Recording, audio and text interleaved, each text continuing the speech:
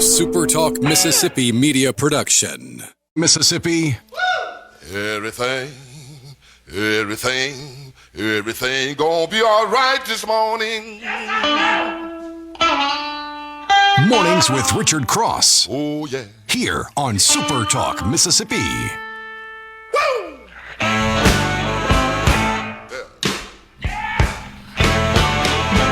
Now, when I was a young boy, at the age of 5, my mother said I was gonna be the greatest man alive. Good morning to you, and a good morning it is indeed. Welcome to Mornings on Friday morning, 2026. Yeah, I'm still mind blown by that. The problem is, the old joke is I'll be writing the wrong year on my checks for months. Two parts to that. Number one, I couldn't tell you the last time I wrote a physical check, and number two, the last time I did, I'm pretty sure I'm still stuck in writing like 2023 on checks, so it's just a moot point for me at this point. Hope you're having a wonderful day. The man right now operating on 2 hours of sleep, Will East in the booth. How you doing this morning, sir? Woo! Dave Hughes. There it is. The coffee is needed this AM. As you can tell, my voice is a little bit gone. Well, you were screaming. Yes. Did you watch it all the way through? I did. I watched Ole Miss beat Georgia twice yesterday. Ole Miss women's basketball, of course, beat Georgia. I don't remember the score, but it was pretty incredible, big victory. But the biggest victory, oh my gosh. There's a lot of hyperbole that could be put in this, but I'm going to tell you, it was one of the best college football playoff games, maybe the best, just as far as just the game itself. Yeah. Back and forth and all that, and all the drama that happened in it. You had all the drama leading up to it. Maybe the biggest event to involve a Mississippi team in history. I mean, maybe I would think you could argue that. Yeah, I think it's definitely top 5. I mean, because what the Final Four with Mississippi State back in the mid '90s. You had some. I don't go into the history of everything, but I think it can be made that this is maybe the biggest moment in Mississippi sports history. It's multiple world baseball championships out of Starkville. Yeah, but football is so much bigger than all that. And, right now on ESPN.com, Ole Miss it occupies 90% of the page right now. That it wasn't only the game. It was, of course, the lead up to the game and all the crazy stuff that was happening with He Who Shall Not Be Named. And it was the game itself. It was the ending. The ending was... I've never seen an ending to a game like that. No joke. A second that took forever. How many NFL teams watched the end of that game with the field goal with 6 seconds left and said, okay, get that kid's agent on the phone right now? It was just that 1 second if you didn't watch it, Ole Miss kicks the game, what was supposed to be the game-winning field goal. It leaves about 6 seconds left on the clock. Ole Miss is up by 3 at this point. And so Ole Miss kicks off the ball. They kick it off to Georgia. Georgia takes the ball, and they do this lateral move, but the ball hits the pylon, I think, and goes out of bounds. It's a safety. Okay? Game over. Ole Miss gets 2 points. Game over, right? The crowd comes out. They start bringing the stage out. They douse Pete Golding in the powder blue Gatorade, everything. Oh, celebration time. Whoa, wait a minute. No, it's not. The refs pull everybody back. They review it. There's one single second left. Now, it was a safety, which means that Georgia has to kick off to Ole Miss. They go for the onside kick, and they recover it. And guess what? In the time that it took them to kick the ball and the guy catching it, that 1 second did not elapse. No. It was still there. magical. Of course, Magical nobody, timekeeping. once Georgia gets the ball back, everybody thinks, well, the game's over. A second doesn't last that long. 1 Mississippi. Everybody comes back out on the field. Whoa, no, you can't do that, my friend. The game is not over yet. Push, get the stage back off. Georgia has the ball. And now you have an unprecedented event where Georgia gets one final play. And you have to be sitting there going, are you kidding me? And they do these crazy lateral moves. That play itself took about a minute in real time. Took about a minute. There was finally a penalty, and it was over. And then finally everybody could come out. Just unbelievable. The game itself was a back and forth affair. Ole Miss had the lead very early on, but it was by 2 field goals. By the way, the kicker kicked 2 of the longest field goals in Ole Miss history to give Ole Miss the early lead. But then the second quarter was just an absolute disaster. I mean, I can't paint it in any other way. An absolute disaster for Ole Miss. And Michael Borky in his podcast, he was at the Superdome in the press box, and he kept saying the word resiliency because Ole Miss just could, if at any point in that second quarter, could have just said, guys, we had a good run. It's Keywan over. Lacey fumbles the ball. They return it for a touchdown. They're celebrating like there's no tomorrow. And at that point, most people would have just said, gosh, man, it was a heck of a run. We weren't supposed to be here. We made it here. Wow, that was really fun. I think I even texted some buddies of mine saying, well, that season was entertaining. But Ole Miss comes out in the third quarter, and they punch back. It's back and forth, and I'm not getting into all the box score and everything, but there is a series in the fourth quarter where Trinidad Chambliss makes 4 of the best plays maybe of the entire season, one in which he is running backwards at one point. He must have run backwards 20-something yards. And you're thinking to yourself, again, disaster. This is disaster. He throws the ball down the field, gets a first down. And Georgia gets the ball. The Ole Miss eventually goes down there and scores. Georgia gets the ball back, and you see what's happening. They start moving the ball down the field, and they just cannot be stopped. And they're also helped a little bit by some calls that are not that great. They get the ball down there. It's 4th and 9, and you think if Ole Miss gets a stop here, they've got the game. They convert. They then march down the field a little bit more thanks to some penalties and some good plays, and they get to the one around the 2-3 yard line, something like that, and Ole Miss stops them, and they have to kick a field goal and tie the game up. Ole Miss gets the ball back with about 56 seconds to go in the game and marches down the field thanks to one incredible catch, 40-yard something play. Luis Canero, the kicker, kicks what we thought was game-winning field goal, and then there you go. I'm telling you, Canero's phone has not stopped ringing yet. The Saints alone, for crying out loud. They're desperate for a kicker. I don't know if I have time to do this, but I want to read you an article that was written by Ross Dellinger, who is one of the best writers out there, probably the most plugged-in guy in college football. Mississippi State grad. He knows the state of Mississippi very well, but he wrote this late last night. The quote, "The best stories are those that are unexpected. The ones that defy logic and they go against every prediction or prognostication. It isn't only in sports, but in life as well. The moments we least expect are often the most bewildering, shocking, and altogether fascinating of our fleeting time on this earth." This year, in the college football season, of all states, Mississippi, and of all teams, the Ole Miss Rebels, there was an unexpected story. Improbable, unprecedented, incredible, really. On New Year's Day night inside a rocking Louisiana Superdome, the latest chapter of this confounding tale played out in a football game that delivered some entirely unlikely Mardi Gras magic in this party place, with a former Division II quarterback and a head coach in his first month on the job.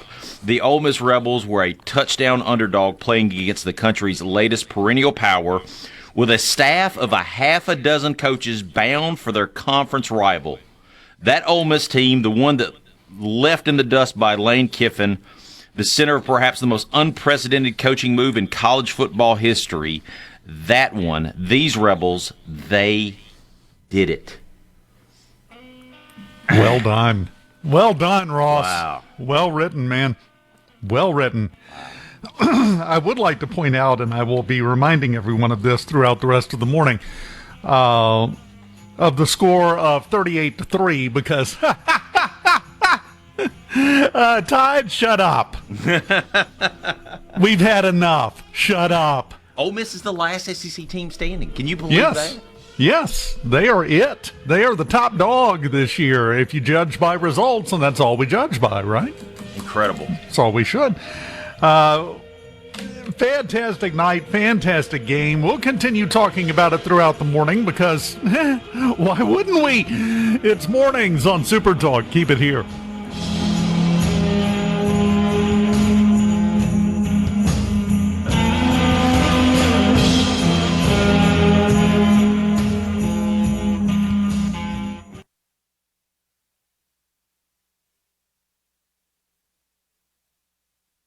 From the Venable Glass Traffic Center, I'm Patty Steele. Venable Glass in Ridgeland on 51 North and Brandon at 209 Woodgate Drive, Crossgates. Call 601-605-4443 for all of your glass needs. We are working an accident I-55 South near Fish Bottom Road. Expect delays if you're in the area. Trust your heavy haul transportation needs to Southeastern Services. Years of experience hauling and operating heavy equipment. You can trust their team to handle your jobs with confidence. Call Southeastern Services today.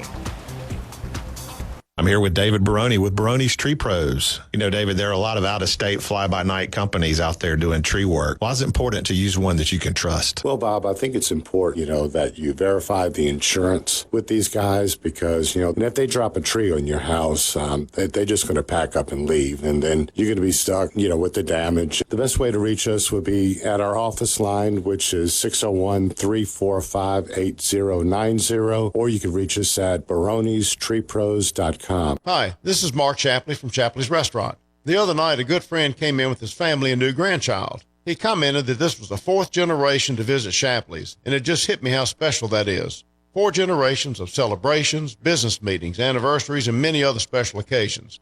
Since 1985, Shapley's has done the best to offer the finest and prime beef and the freshest seafood available, and we plan on many more years to come.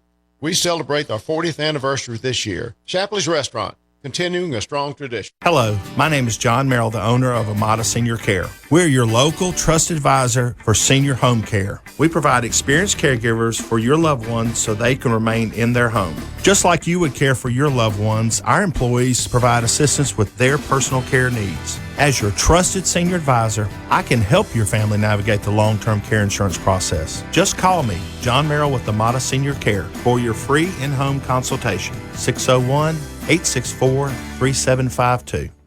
Before your heating or air conditioning unit goes south, call our friends at Pure Air Consultants, your local day and night dealer. Tony and his team of professionals at Pure Air Consultants have been serving Central Mississippi for more than 21 years. Contact us today for free estimates or second opinion on replacements, or even to schedule regular maintenance to keep your unit performing at its best. Special financing offers are available too with Pure Air Consultants, your day and night dealer, online at mypureairconsultants.com. That's mypureairconsultants.com. I'm Rex Baker with Gateway Rescue Mission. This world is a crazy, mixed-up place. Most of that is out of my control. But at Gateway Rescue Mission, we do what we can control right here at home in Mississippi. We offer a meal when someone is hungry, a warm bed at night, help for someone struggling with an addiction. In doing so, we try to make our little corner of the world a better place. Look us up at www.gatewaymission.org. Where Mississippi comes to talk. Middays with Gerard Gibbert. Weekdays here on Super Talk Mississippi. Super Talk Mississippi.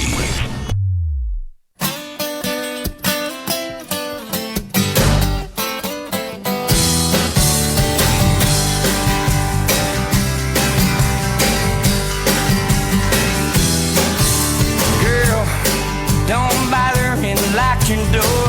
It's out there hollering, darling, don't you love me no more? for a nap, didn't you? Welcome back. SuperTalk Mississippi Mornings, presented by the folks at Community Bank, rooted in our community, communitybank.net, where you go for more information. My favorite moment last night had to be, I don't know if you saw this video, Will. It was in the locker room after the game, and they had the down marker there with the little flipboard at the top, and they had a black thing covering it. And when you flip it up, it revealed Ole Miss bound for the Fiesta Bowl. Coach Goldie was up there, cameras are rolling, and he said, all right, Trinidaddy, get up here and flip this thing. Perfect. Absolutely perfect. How do you think Lane feels this morning? Well, he's a lot richer. Yeah. Apparently in his deal with LSU, he gets paid what he would have been paid at Ole Miss for college football playoff wins. Last night, Lane Kiffin earned $500,000. Yeah, $500,000.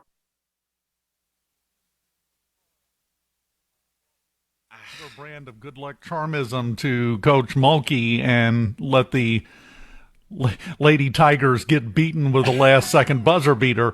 He walked out with her hand in hand. It was a big deal. They got stomped, and then I would assume he went to the car and sat there and listened to his team that he walked away from just say, heck with it. Go away. We don't want you. It's unprecedented is the right word. I mean, we've said it over and over, and you've heard it on Sports Talk over and over. Unprecedented. This has never happened. Oh, by the way, just a little footnote to all this. Several of the coaches who were on the field last night for Ole Miss, more than likely, according to ESPN and Yahoo, will not be in Arizona for the next round game. Of course not. I mean, think about that for a second. They're going to a conference rival. Yeah. They won't be there. Now, here's the question that just begs. As more and more people start to peel off as we make our way through the playoffs here, do you get the impression, and we kind of knew it was this way even before last night, but boy, did we get a clinic and having a chip on your shoulder last night from the Ole Miss Rebels team. Did that chip, is it going to get bigger now because even more people won't be there?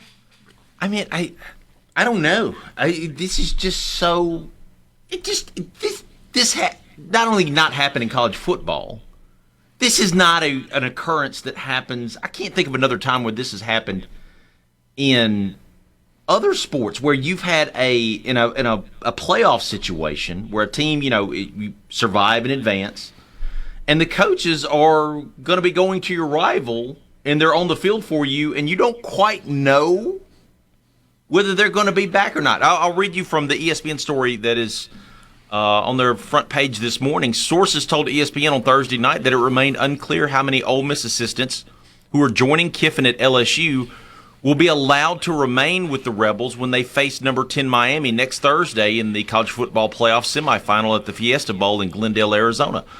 Offensive coordinator Charlie Weiss Jr., tight ends coach / co-offensive coordinator Joe Cox, wide receivers coach and passing game coordinator George McDonald, and running backs coach Kevin Smith have all signed contracts to coach with Kiffin at LSU. With the transfer portal opening today, by the way, that's another mess with your mind thing. Sources told ESPN that the Rebels aren't certain that they will have all those assistants with them when they play the Hurricanes in 6 days. Yeah, that's not enough time to get somebody else in there to take over. Well, they've hired some other coaches, but it's just very weird. Now, how much those coaches are handling stuff now that you're this deep into the season, that could be argued. But only one Among the assistants who are going to LSU, only Charlie Weiss flew back with the Rebels to Oxford after the game last night. The rest of them stayed in Louisiana. So there is a chance. At best case scenario, we got 2 games left in this season. The last one would be for the national championship in the first expanded playoffs. There is a better than even chance that if Ole Miss hands it to Miami next week and goes to the national championship game, over half of their coaching staff won't be with them. A good portion, I don't know about half, but a good portion of them won't be there. So the coaches who were on the field last night, several of them, more than likely, according to this story from the ESPN and Yahoo has also reported it, won't be on the field in 6 days in Glendale, Arizona for the Fiesta Bowl as Ole Miss takes on Miami. By the way, Miami opens as a 3.5-point favorite. I saw that somewhere. Again, we use unprecedented, but I'll give you this little tidbit. The players have shown that it doesn't really matter to them. They're going to go out there and play. Xavier Harris, who's the big 6'9", 6'8", he's a giant. He's a giant amongst giants. He's a huge kid. He played at Germantown. He's one of the few players who has been at Ole Miss his entire career. He's not a transfer portal guy. He said last night, according to Ross Dellinger, quote, "He's been trying to steal our shine. All of our coaches could leave now and we'd still operate as a close team. We are our own team. Coaches can only do so much." He later said, quote, "I heard Kiffin was trying to get on TV with the announcers at the game.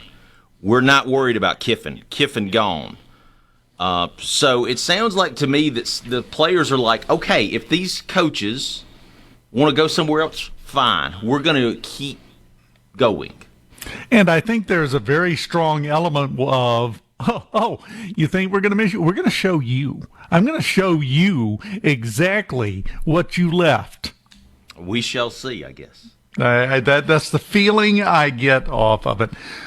But let's play the what-if game. Something you said there. I want to pull it out. Let's play the what-if game. Next week, Ole Miss beats an underdog in a playoff game. When's the last time that happened? Oh, yeah, it's been about, 12 hours.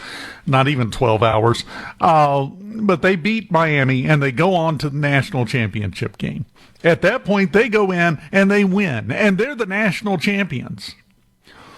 And at that point, they've got, as you put it, a significant portion of the coaching staff's not even there anymore. Beyond recruiting potential, would that undermine the concept of the importance of coaches in college football? I don't know. I mean, if they're gone and you're still winning, well, okay, you come in for the first couple of weeks and put your program in, and if you got the good kids, you're good. So much of position coaches is recruiting, like you mentioned, is a huge portion of it, but also a lot of it is before the season preparation and then adjustments during the season. You know, as far as the in-game stuff, a position coach, I'm not sure how much. I'm sure it varies by team. Yeah. But Ole Miss, it's not like Ole Miss doesn't have anybody. It's just that they've hired new people. They just haven't been there. So it's like, you know, if a manager was to walk in right now who hasn't been here ever or who's been here years and years ago and comes in again like the offensive coordinator who will take over for next year, Baker, comes in and says, we used to do it this way. You want to do it this way? You know, but you have 6 days between the next game. It's just, again, I keep saying the word unprecedented, but it really is. You know, somebody is going to do a 30 for 30 ESPN special about this season. Oh, they've got to. And all the stuff that's going on, and I just never experienced it before. And kudos to the Pete Golding and the Ole Miss staff that is there, and the players certainly, and the administration, because they managed to hold it together. They beat Georgia. Just beating Georgia is enough for any team, but one that's going through all this turmoil and all this stuff. just makes it even more impressive. Even if you're not an Ole Miss fan, you got. I went into that game last night, and I'm the biggest pessimist in the world, and I've got a lot of Mississippi State buddies, and I was telling all them, I'm like, there's no way Ole Miss wins this game. And they were like, well, at least you got a shot. I'm like, no. Well, that's going to be the most delicious crow you've ever eaten. Yes. That's going to be gourmet level crow you've got to dig into there, buddy. That's not bad. If you got to make a mistake, that's the direction to make it in. Definitely. We continue on your Friday morning here on Mornings. Keep it here.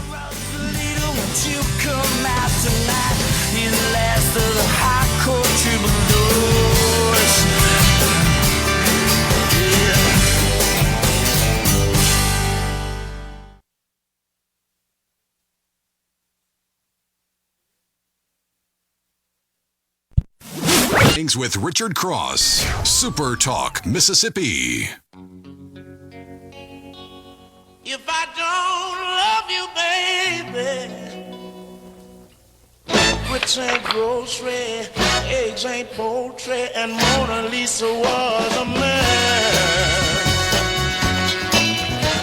Oh yeah, let's get into it. Listen, all around the world, I'd rather be a bride.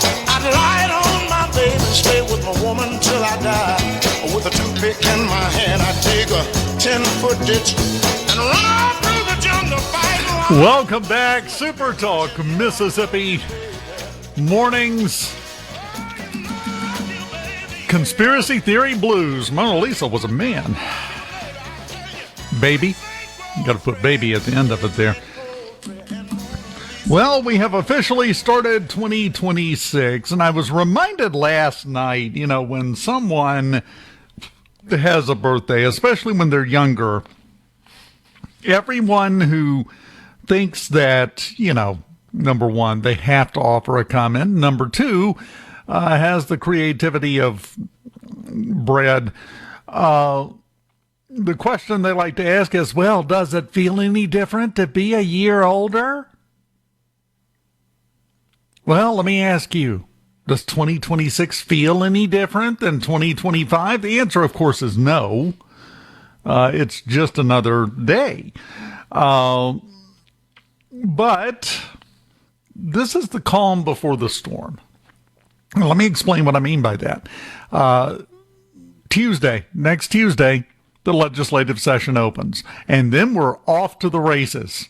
We got all kinds of stuff, a lot of it education-based, that we're going to be talking about. We're going to have some budgetary conversations, I have no doubt. Here is my prediction. First part of the year, this is January 2nd, that's the time to make your predictions. Here is my prediction. We will get to the end of the legislative session. We'll get some things accomplished. Other things will be no closer to getting accomplished than we were before the session started. Initiative.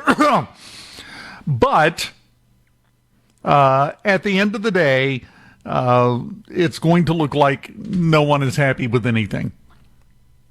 I realize that's not a boundary-pushing guess, because that's the way it's been every year, it seems like. People are continuously looking for a reason to complain. We've talked about this many times, and this will be no different. The complaining will start, actually Monday, the complaining will start, and then move forward throughout the entire legislative session. But I think it's going to be an active legislative session. I think we're going to see a lot of things batted back and forth, the usual smattering of arguments that we have gotten used to. But we will have to wait until the session gavels out to see what was actually accomplished this year. We're moving in the right direction, and yet in some ways we're not. And for that, I go to a story we actually have on SuperTalk Mississippi News, supertalk.fm. According to the annual United Van Lines National Movers study, Mississippi is 6th in the list of outbound states, which means more people are leaving than are moving in. You can go over there and go to supertalk.fm, click on news up at the top, and you can go read the study for yourself. Get a link to the actual study.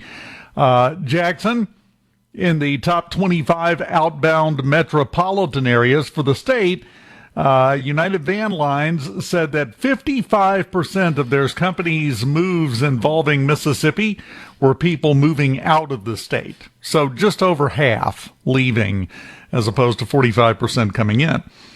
For Jackson, 62% of the moves in Jackson, Mississippi were leaving. They were outbound. What does all this mean? I'll tell you what this means. We are, at times, I think, having rather violent arguments about exactly how the deck chairs should be aligned, and we're missing the fact that we're taking on water. People leave, tax base goes down, problems intensify. That's the way it works. We need to identify what this is, why this is happening. And there is no one reason why it's happening, but it is happening. We've talked about it for a while. What have we done specifically to address that? That should be a component, in my mind, of all discussions moving forward. That should be a part of the legislative agenda, again, in my opinion. People are leaving. What are we going to do about it? Now, if you ask 10 people what the answer to that is, you're going to get 17 answers.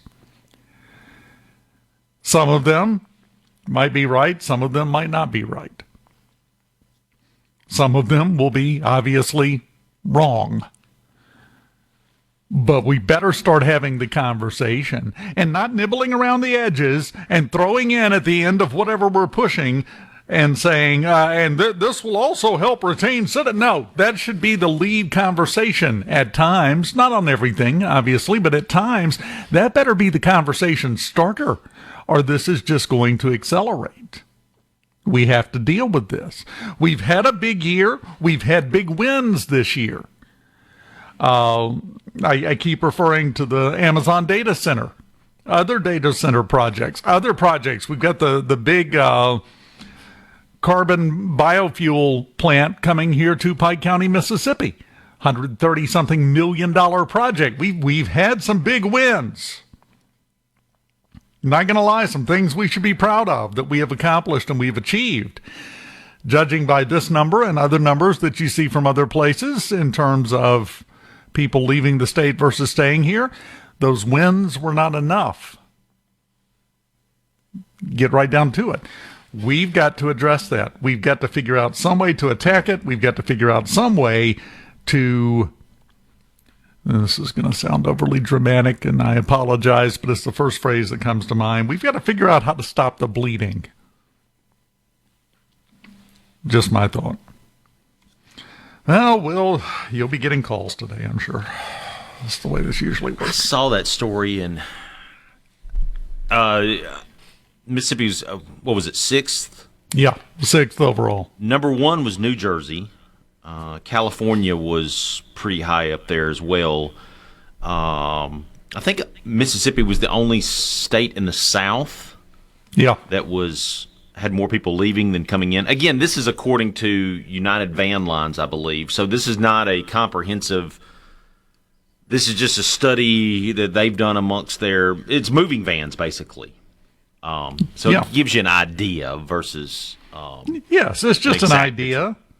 But South Carolina had a lot of people moving in. That was one that was really growing. I think they were maybe the number 1 state for growth. New Jersey, it was interesting. A lot of people that are retiring are moving away from New Jersey, but they had a lot of growth amongst young professionals. Mississippi's problems, I mean, they're numerous, and I think it has improved. But I think the elimination of the state income tax is going to help. A lot of people are doing remote work nowadays. And if you can work remotely, in a state where you have zero income tax. You can reap the benefits of having higher wages, which are typically in other states, while getting the benefits of no income tax. And that's what the surrounding states around Mississippi have done, essentially. Louisiana, not quite so much, and they were kind of almost flat as far as growth was concerned. But theirs is going down. We can't blame it on regional bias, as you pointed out. Among the top 10 inbound states that have more people moving in than moving out, Arkansas, Tennessee, Alabama, North and South Carolina. Yeah. So it's not the region. We're going to put the lie to that. It's not the region. It's not the area. There's something there, and we're never going to figure it out if we don't have that conversation. Yeah, and you look at all these places, and they're opening up factories, and they have big employers in the state that are growing because the South typically is a little bit more business friendly. I think that over the years that has helped. Now, that's not to say Mississippi isn't. It's just I think we had a lot more to catch up from. This income tax deal is going to help. Like I said, remote workers. Remote work is becoming incredibly big. It's since COVID, it has become. I know a lot of people that do remote work, and a lot of them like to live. I have a lot of friends in Tennessee. No income tax. Now their property taxes are a little bit higher, but no income tax, and so they can. Their headquarters might be in Pennsylvania or their headquarters might be in New York, but they're living in a state where those states are very highly taxed, but at the same time you get high wages. They're working they're living in Tennessee, getting the benefits of high wages and not having to pay that income tax. Yeah. The advantages. These days, you got to run the numbers. Everybody's doing it. We got to figure out how to get ours to where we're in the conversation a little more, I think. Up next, we'll get you in the financial conversation. Time to talk about the Mississippi Lottery, and we do that on mornings right after this. Keep it here.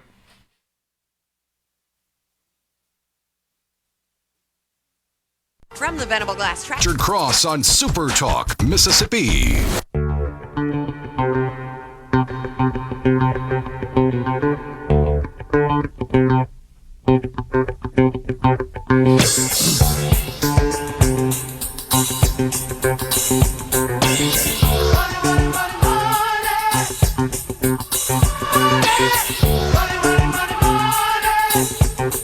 There's a lot of it.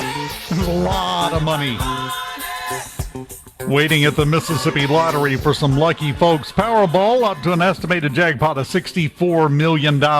Mega Millions up to $157 million estimated jackpot. The Lance Tolbert game, match 5, $187,000 it's up to. They're due for a winner pretty quick here, I would think. Winners on New Year's Eve. Office was closed yesterday, obviously, for New Year's Day. 22 different winners they have on the mslottery.com website, including someone I hope is my mom, a Macomb woman, won $1,250 on Cash Pop.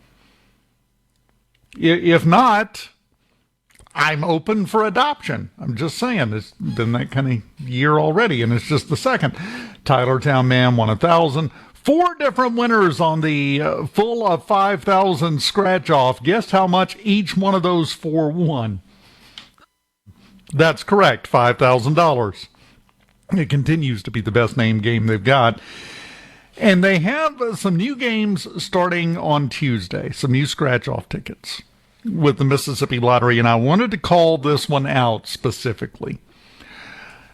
It's a $30 scratch off. We've had $20. I think, to my knowledge, this may be the first $30 scratch off we've had with the Mississippi Lottery. There may have been another one, but I missed it if it was, and I apologize. But $30, the Millionaire Maker is the name of the game. Top prize, $1 million on a scratch off. Your odds, by the way, of at least breaking even on this $30 ticket. 1 out of 3.84. Basically, we're going to round it up to make it more fair. A 1 in 4 chance of at least breaking even on that ticket. That's pretty decent. We hear all the time about the over-the-top odds for the jackpots. But 1 out of 4? Yeah, it's not bad. You can find out more about the Millionaire Maker game, the list of winners, see if you're on it. Here's a tip for you. If you don't already know if you're on it, you're probably not yet, but you can be. Just go to your Mississippi Lottery retailer. You can go find out more about all of this at mslottery.com. They will be glad to help you out and help you become a winner. This is the way to change your financial future like a bolt of lightning if you hit. So keep that in mind as you head off into the weekend. Well, I was expecting traffic to die down, and New Year's Eve, I was out, had to go get a couple of things. We had pushed it back past Christmas because, Christmas traffic. So we decided, like a bunch of dingbats, that on Wednesday, got done with the show, we decided to go get some running done and take care of a couple of things. Holy cow! Holy cow! We went to a couple of grocery stores, which were, of course, jam-packed.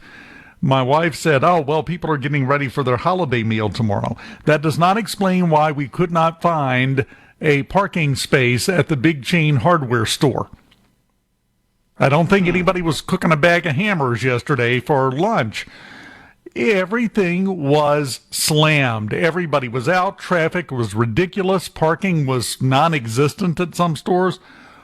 Where did that come from? I don't remember New Year's Eve being quite that busy. Not as busy as it was yesterday or day before yesterday. I don't know. I went out yesterday just to go to Walmart and go to the grocery store and some other places just to run a few errands.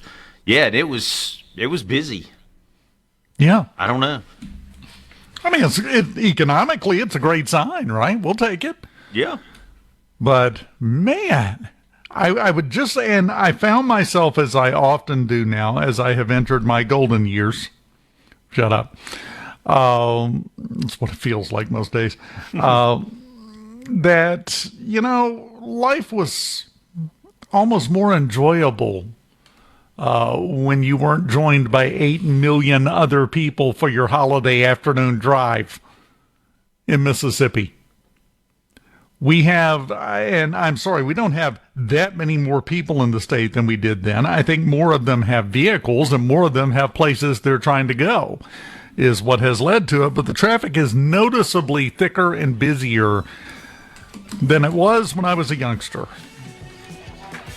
Once again, my lawn, stay off it. Back in my day.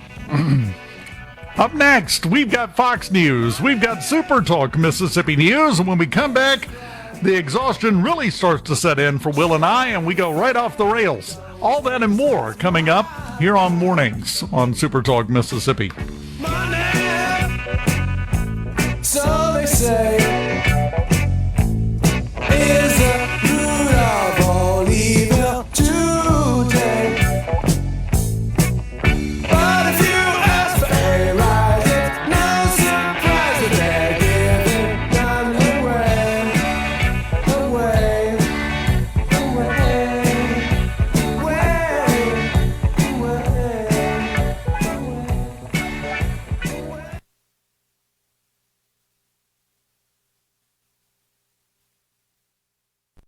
South Communications, its management, or advertisers.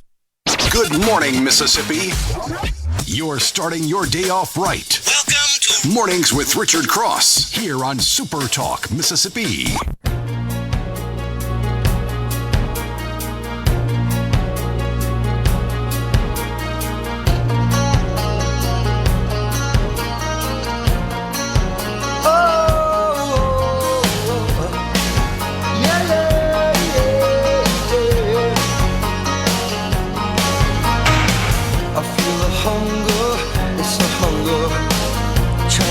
Welcome back SuperTalk Mississippi mornings on a Friday morning. Dave Hughes here. And we've got somebody joining us. Love this man. Really, honestly do. More common sense than any three normal people have, I think. He's not on until 7:20. Okay. The next segment, he'll be here. Douglas Carswell will be joining us, and I'll give him that intro again, and we'll see if we can make him blush. Spoilers, no, we cannot. We have some interesting stats that I ran across for violent weather in the state of Mississippi. I don't know if you saw these, Will. Mississippi, for 2025, we had a total of 79 confirmed tornadoes in the state. The total of tornado warnings was 195. Total of severe thunderstorm warnings, 789. Now,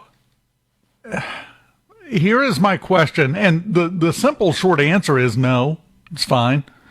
But are we overwarning? When we give 3 times as many tornado warnings as we have actual tornadoes, kind of got a hair trigger. But it helps keep people alert to a certain extent, helps keep people aware. Right? That's the operating theory. But then you come back to the parable of the boy who cries wolf. I've talked about this before years ago when they first put in the rule that they sounded the sirens whenever we had a severe thunderstorm warning because those generate tornadoes sometimes. And you got straight line winds, everything else that can cause a lot of problems. Well,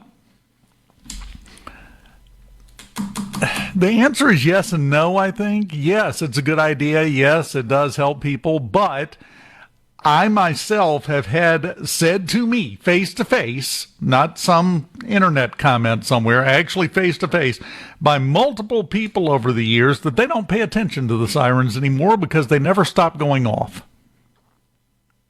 And I think there's a little bit of truth in that. Should we find a middle ground here? Maybe? I don't know about you, but at my house, the sirens only go off when there's a tornado warning. That's the way it originally was. Then they put it into place where they started sounding it with a different sound, but nobody distinguishes from the different sounds anymore, for severe thunderstorm warnings as well. But let's cut it back. Let's say it's just tornadoes it goes off for. It went off 195 times, and only 79 times was it accurate. I mean, that's one of those things where I'm of the opinion I would rather be overwarned than underwarned. But here's the thing. How do you know? You don't know until afterwards. You don't. Whether the tornado touched down. That's exactly right. You don't until they go in and examine damage and do all of these things. I just worry about the boy who cried wolf effect. If every time it clouds over we sound the sirens, people quit paying attention to the sirens. I'm of the opinion that I would rather be warned more often than not. And if the biggest inconvenience for me is, okay, there it goes again, then that's what that is. It's an inconvenience. I would rather have the inconvenience than, be unprepared. Yeah. And I think there's a lot of validity to that. I think that's a proper way to look at it. And if you look at deaths from weather-related, like tornadoes, hurricanes, etc., it's down. It's way down from where it used to be because of these early warning systems. So, it's like the person who says, "Well, the cars are too safe now." You got all this stuff. I get all these beeps and all these. Well, wouldn't you rather have that than an accident? Oh, it's worse than that. I was in a car not too long ago with some friends of mine, Dave, and it was not my car. It's a friend of mine's car who's it's one of these super fancy ones, and it gives you this. If there's a car and you're starting to move over, it gives you this incredible warning. No, it'll just drive you crazy. And they were complaining about it. I said, well, you almost pulled over and hit this other car. Wouldn't you rather have that versus the damage and possible death that would occur? Would you rather have the beeping noise or catastrophic crash? Which one would you? I mean, at the end of the day, which one would you rather have? You know, you say that, you bring that up. My vehicle has one of those fancy computer systems, and it's got the radar out front that it uses with cruise and does some things automatically. And then when you're driving down the road, you're not on cruise control, you're just driving. And you get too close to a vehicle in front of you, which is a sliding scale. Sometimes it's a quarter mile down the road. Sometimes somebody pulls out right in front of you. It flashes an alert and says the collision avoidance system has been disabled because there's a vehicle in front of you. And I'm like, isn't the job of the collision avoidance system to help avoid hitting the thing? But now that there's a chance you might be about to hit something, we're out. You're on your own. It just seems like a ridiculous design to me. But some people in this country, Dave, have reached the point where things are too good for them. Yeah. I'll give you a case in point. When you sit down, I don't know about you, but at my house, when we sit down for dinner, it's in front of the TV. Yeah, okay? same we here. We don't sit around the table. And it's two of us. What are we going to do in there? Yeah, same here. So we sit down, and the complaint amongst my wife and myself is, well, who gets the remote? Because that's a 30-minute long ordeal to find something to watch if we don't have anything already set to watch. And by that time, your food is cold, right? So she always wants to throw the remote to me while she goes and digs into her dinner and makes me find something to watch. Because now we have so many choices that it's almost back in the olden days, I remember when there was 3 channels in North Mississippi, in my little hometown. And so that's all we had to choose from. So it was, there's a 33% chance that you're going to land on the channel that you're going to end up watching. Nowadays, you have a plethora of things, and it's a 30-minute long ordeal to find something to watch if you don't already have something set. So in so many cases, we have it so good that we're complaining about the things that in years past we would have killed for. We would have wished that we had had that. Early warning systems, they could be annoying when, it turns out that it wasn't that bad of a storm. But at the end of the day, that is a great convenience to have.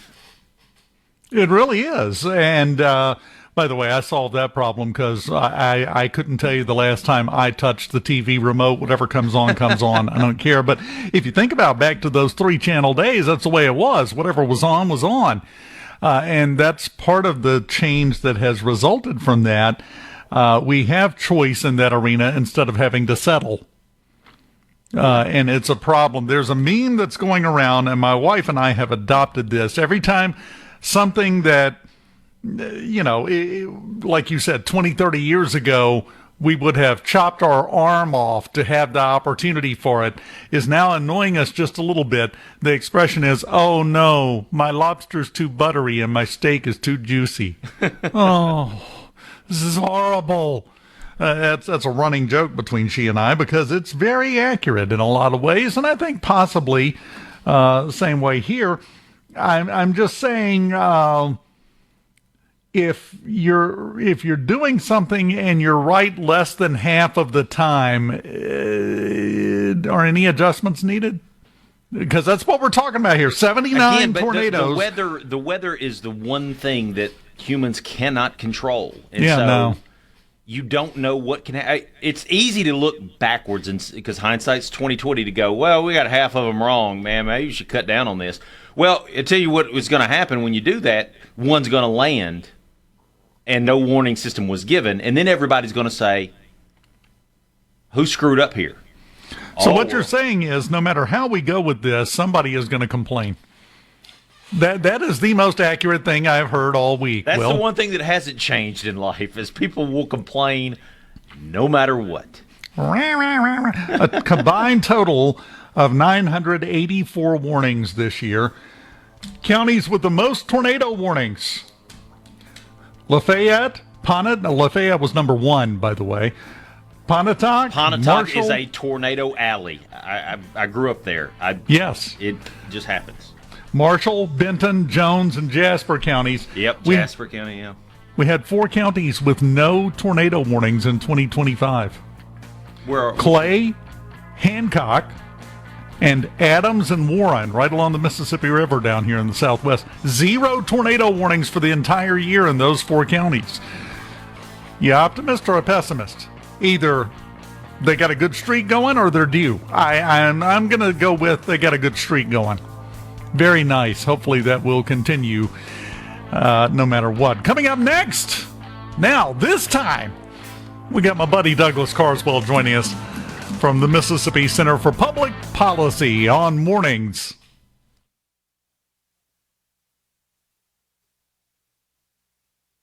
From the Venable Glass Truck. On Super Talk Mississippi.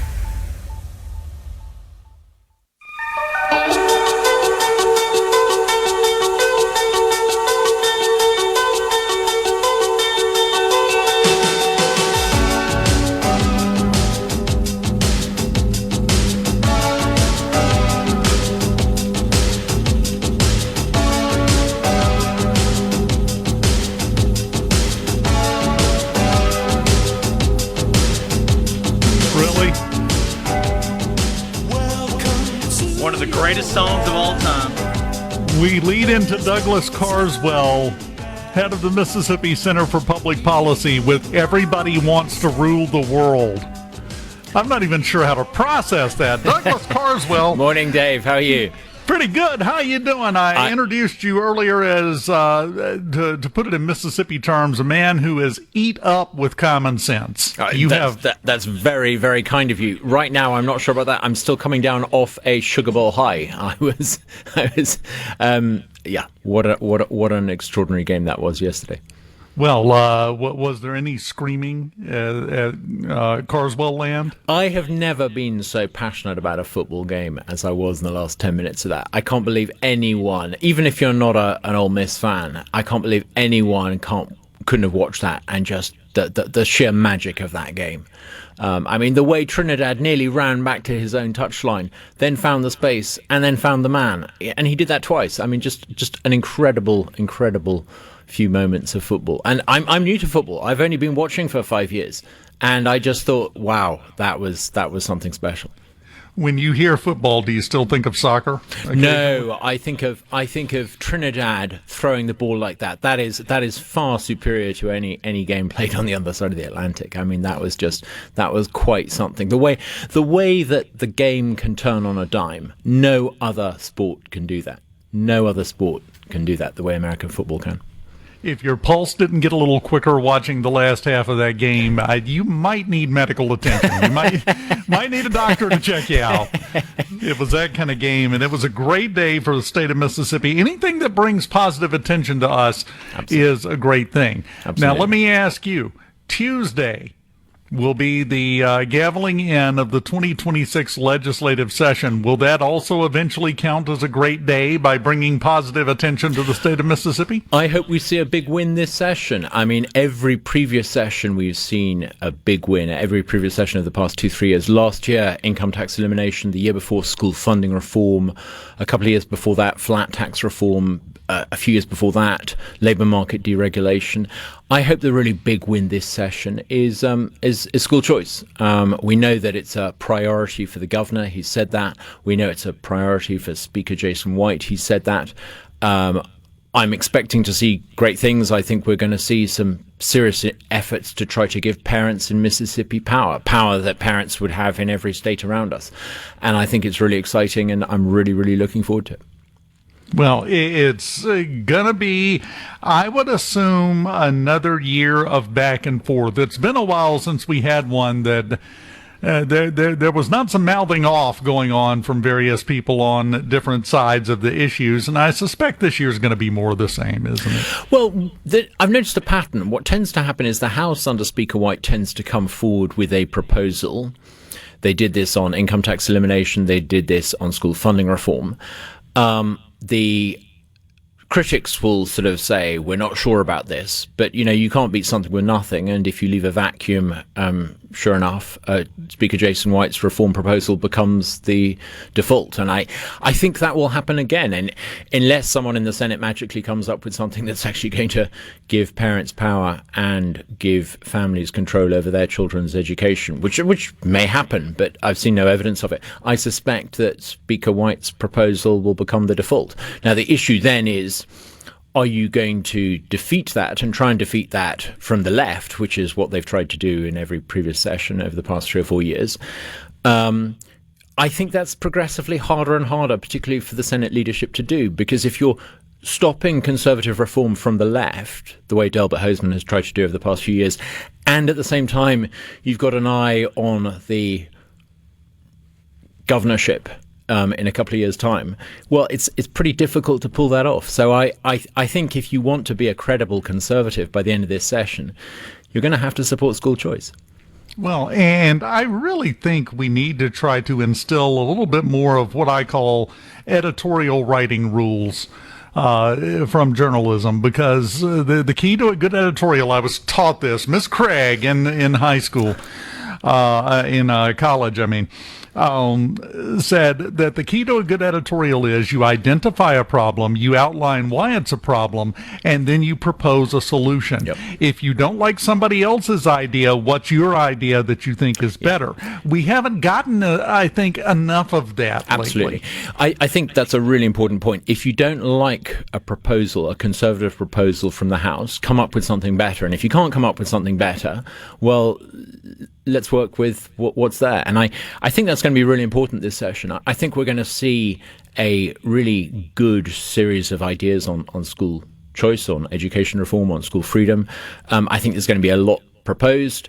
I think it's incumbent upon people who are skeptical of what's proposed to suggest something better. I rather suspect that, like with income tax, their proposal may not be as good as what's on offer from the House. I mean, the House, I think, will come up with a very good proposal. Let's see the detail. I'm not familiar with all of the minutiae yet. Let's see the detail. Let's debate it. Let's discuss it. But let's also not lose sight of the bigger picture. In every single state around us now, if you send your kid to public school and you're not happy with that option, now, there are plenty of people who are happy with that option. Great. If you're not happy with that option, in every single state around us, you now have the right to say to the Department of Education or the Department of Revenue, give me control of my child's share of the money. And that would mean that every family in Mississippi would be able eventually to control about $7,000. And I think that would be transformative. Imagine if every family in Hinds County could control their child's share of that $7,000. It would be transformative for Hinds County. It would transform not just the opportunities and the prospects of families in Hinds County. It would transform our capital city, because it's an economic development issue as well. You would start to get good education provided in Hinds County. This is something that could transform the prospects of our state. And other states around us are now doing it, and we're starting to see great results there. And so I'm really hopeful that we will see this big win for Mississippi in 26.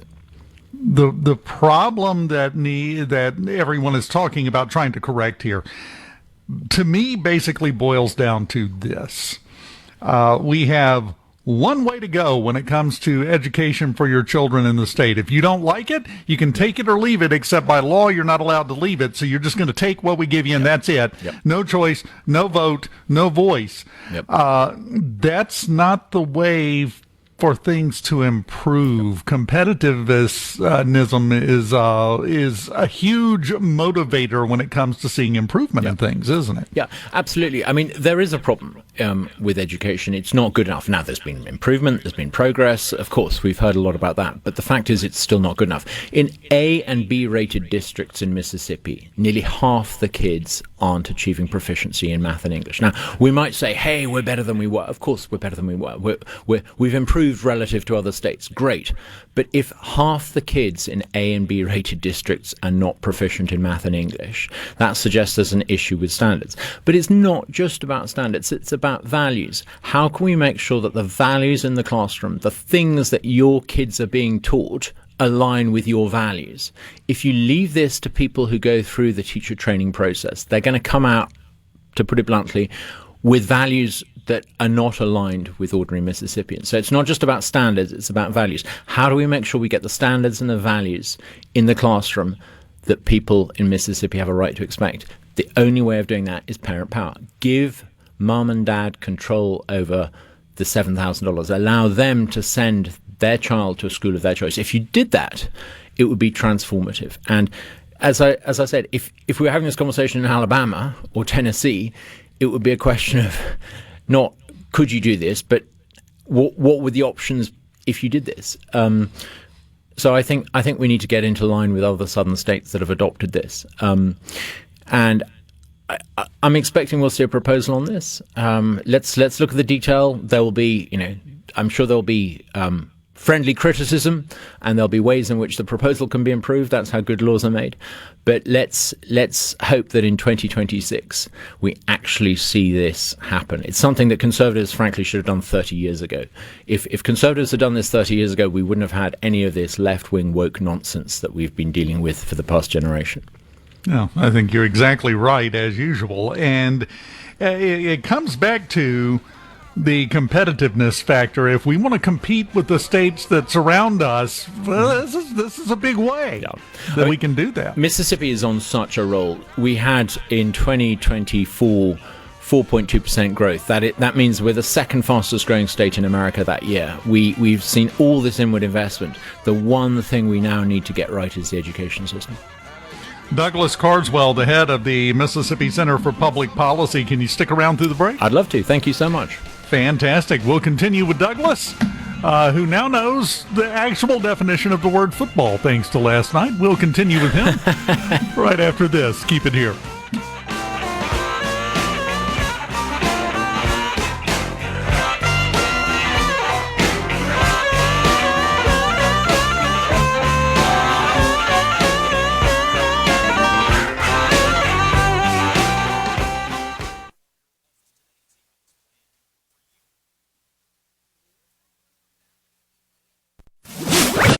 Get the inside track on Mississippi politics. Yeah! Mornings with Richard Cross on SuperTalk Mississippi. One, two, three.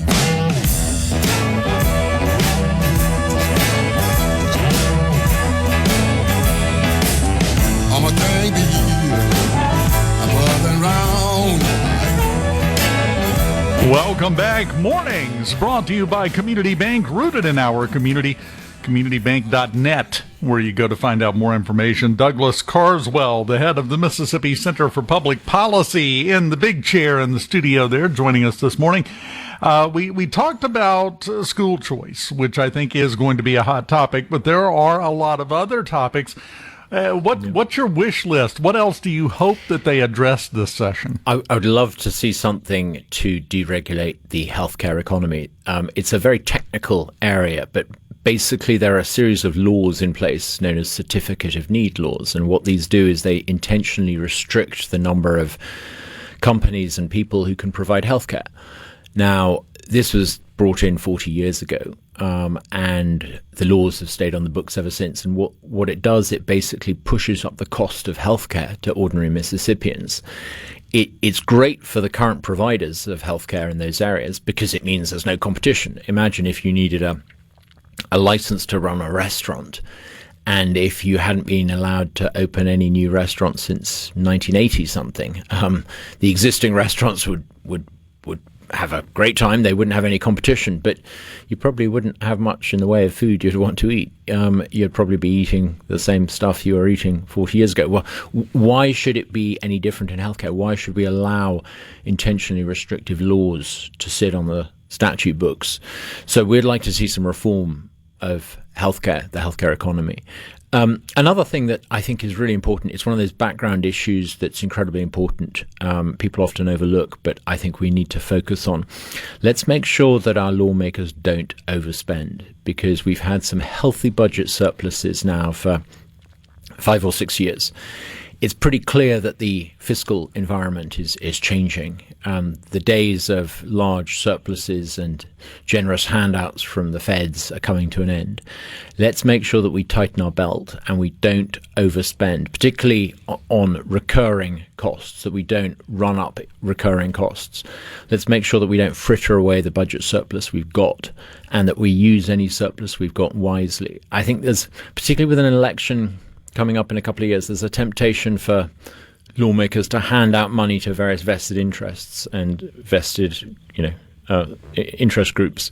Let's try and make sure we have a conservative budget. I think last year's budget was the first time I would say we'd had a conservative budget in Mississippi in 5 years. Let's make sure we don't raise spending above inflation. And I think if we do that will be an important win. It's one of those wins that if you achieve it, there's not much fanfare, but I think we're going to be doing the numbers and coming up with some proposals on what the spending should look like, and let's hope that we can get the Conservative lawmakers to actually have a Conservative budget this year like they did last year. Well, when you're saving for a rainy day, it's always a good idea to not touch those savings as much as humanly possible until it starts to rain. And it's not raining right now. We're actually doing well. Yeah, we're doing very well. And, you'll know from, I follow the governor on social media, and every time I look at what he's tweeted or what his team have put out there, he seems to be opening another multi-million-dollar factory. The amount of investment that he's attracted, or Mississippi's attracted on his watch, is extraordinary. These are good times. So let's not go wild on the spending. Let's not do what California's done. Let's do what a good conservative state should do. So let's keep, to recap, school choice, number one priority. Certificate of Need reform to free up the healthcare economy so Mississippians can actually afford healthcare, and let's make sure that we don't grow the size of the state in Mississippi faster than we need to. Let's make sure it's a conservative budget. I find it interesting, the first two there. On the face of them, they're two totally different issues, but if you back up and take a macro look at things, the school choice issue, the Certificate of Need issue, both of those ultimately boil down to current limits on competitiveness. Absolutely. That we need to get rid of. It's really kind of the same issue, just in two different arenas. Absolutely, and it's a very good example. People often look at Mississippi and they say, where are we strong, where are we weak? Healthcare is one of the weaknesses. People in Mississippi don't, number one, they don't have necessarily good healthcare available. It's less affordable in Mississippi than elsewhere. A larger percentage of people in Mississippi go without the healthcare they need than any other state. Now, traditionally, the solution to this, we've been told, is spend federal money on it, throw federal dollars at it. Actually, there's a lot we could do here in Mississippi to remove these restrictions. If we were to improve the healthcare outcomes and grow the healthcare economy in Mississippi so that it was roughly on a par with one of the neighboring states, we would be in a much, much stronger position. It's an economic development issue as well.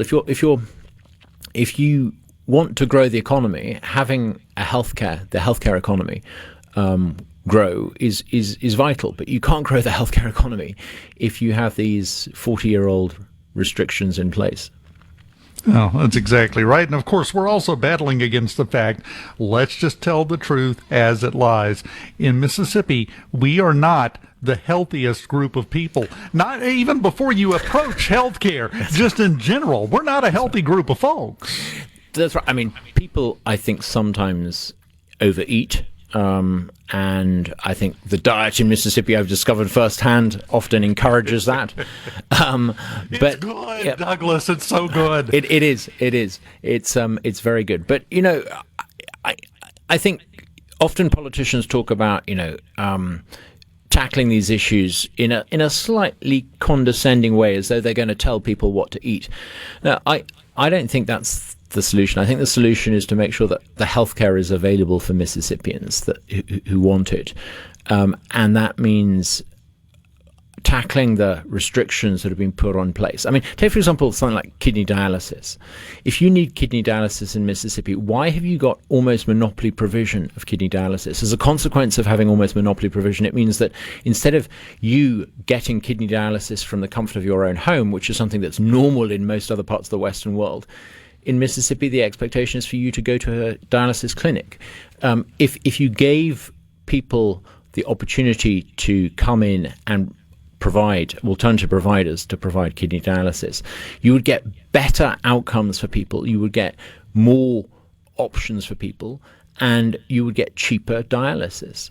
So I think that's just one way in which we need to reform things. Now, there'll be lots of vested interests. There'll be lots of lobbyists buying lawmakers' stake at TCOs to try to persuade them to keep things as they are, both with education and with certificate of need. But the job of a think tank like ours, we're not beholden to anyone. We're independent. We're funded largely by private donations in Mississippi.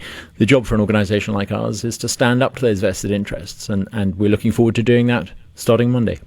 I want to make sure I call out one of the best examples of grace I have ever seen in my life is when Douglas said, "We sometimes overeat in Mississippi." That was a lot of grace you gave us there. We appreciate it. When I first came to Mississippi, almost 5 years ago to the day, someone took me out for breakfast at a wonderful restaurant in Mississippi called The Manship. And I had waffles, fried chicken waffles and cream. And it was just the most amazing breakfast. I'd never eaten anything like it, but I thought if I eat like this every day, I'm not going to last very long. Well, yes, but you'll be happy for however long you're here. You'll be happy. And so marshmallows on sweet potato. What's with that? I mean, it's amazing. That's the only way to eat them. What are you talking about? That's normal, man. Before we go, we're about out of time.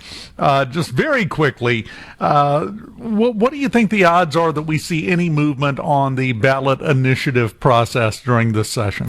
That's something that we would support. We're not leading the fight on that, but it's definitely something we would support. I think there's a fairly good chance. I mean, I think the people in the Senate who keep on trying to veto the ballot initiative, and it's clearly there are a handful of people in the Senate leadership who perennially are trying to defeat ballot initiative. It becomes progressively harder and harder for them to do that because it's more and more obvious who those individuals are. And if they want to go on to do something more than they're currently doing, I suspect it will become quite difficult for them. If you want to be seen as a voice of conservatism in Mississippi, but you intentionally frustrated the restoration of the ballot initiative because you don't actually trust the voters, it's going to become harder for you. I think there's probably a 30% chance that will get through this session. It's not nothing, but it ought to be a slam dunk. Bluntly, it ought to be obvious. People want it. It's in the Constitution. It's something that, for technical reasons, has been denied Mississippians. I think it will become progressively harder for the Senate leadership to stop it, to try and stop that, and to stop school choice, and to stop certificate of need reform. I think that will be very difficult. A war on all fronts coming up for this session is what it sounds like in a lot of ways. Douglas Carswell with the you got my tongue all messed up today, Douglas. I blame you. It's my accent. I'm sorry. No, you got me thinking about marshmallows on sweet potatoes, and now I've lost all concentration. Douglas Carswell with the Mississippi Center for Public Policy. Thank you so much. Keep doing the good work you're doing over there, buddy. Thank you. We continue on this Friday morning here on Mornings right after this. Keep it here.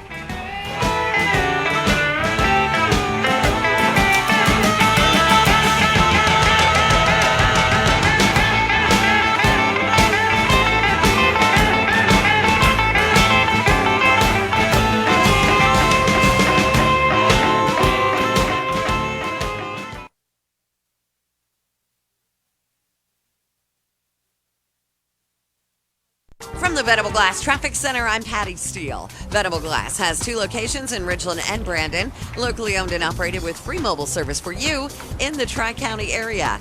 Traffic is moving along smoothly so far this morning. We are all clear with no accidents or major congestion. Traffic is brought to you by River Trust Federal Credit Union. Take advantage of their limited time share certificate special, a 4.27% annual percentage yield on 30 and 60 months. Federally insured by the NCUA. Poly-Up of Mississippi, a division of Ewing and Ray, is in the business of helping customers lift settling driveways, sidewalks, curbs, and pool decks. We are here to help you remedy your drainage problems and trip hazards. Our Poly-Up process at Poly-Up of Mississippi will lift your concrete sidewalks or driveways to safe conditions for typically half the price of replacement with little to no loss of use. Contact us today by visiting polyupofms.com. That's polyupofms.com, or by giving us a call. Poly-Up of Mississippi, we lift concrete with foam.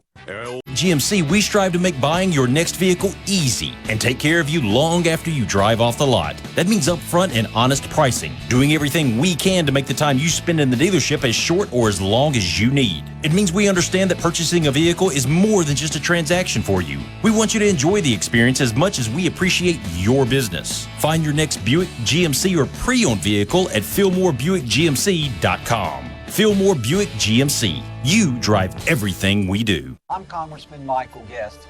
Under President Trump's leadership, our border is secure and our nation safer. I help deliver funding to finish the wall, hire more Border Patrol and ICE agents, and give law enforcement the tools to do their job. The result, illegal border crossings have plummeted. As chairman of the Border Security Subcommittee, I'll keep fighting to make the Trump border policies permanent. Paid for with official funds from the office of Congressman Michael Guest. He's Donald Trump's #1 enemy in Congress, Chicago politician Dick Durbin. Now, Durbin has a new scheme. He's doing the dirty work to benefit corporate megastores. Durbin's bill could cut corners on your credit card security, putting your personal data at risk. Big chain retailers and warehouse stores want to inflate their profits, and liberal Dick Durbin would help them do it. Tell senators, say no to the megastores and Dick Durbin. Paid for by the Electronic Payments Coalition. Nobody covers the Magnolia State like SuperTalk. SuperTalk Mississippi News is your source for all things Mississippi. Stay here and hear the stories that matter. SuperTalk Mississippi News. Online at supertalk.fm. Looking for something fun you and your family can do this weekend? Join Rebecca Turner every Wednesday from 2 to 3 p.m. during Good Things to learn more about statewide events and happenings. Sponsored by the Mississippi Main Street Association. You spent a career learning, leading, solving problems. Experience isn't meant to be shelved. It's meant to be shared in HVAC, plumbing, electrical work, carpentry, and the essential skills that drive the future of our industrial and construction workforce. Encore from Accelerate Mississippi connects potential instructors with opportunities across Mississippi to the students who need it. You don't need a full-time job, just the passion to give back. Visit acceleratems.org/encore and make an impact and keep making a difference. Tune in to Good Things with me, Rebecca Turner. It's Mississippi's Radio Happy Hour, weekdays from 2 to 3 p.m. right here on SuperTalk Jackson 97.3. On SuperTalk Mississippi.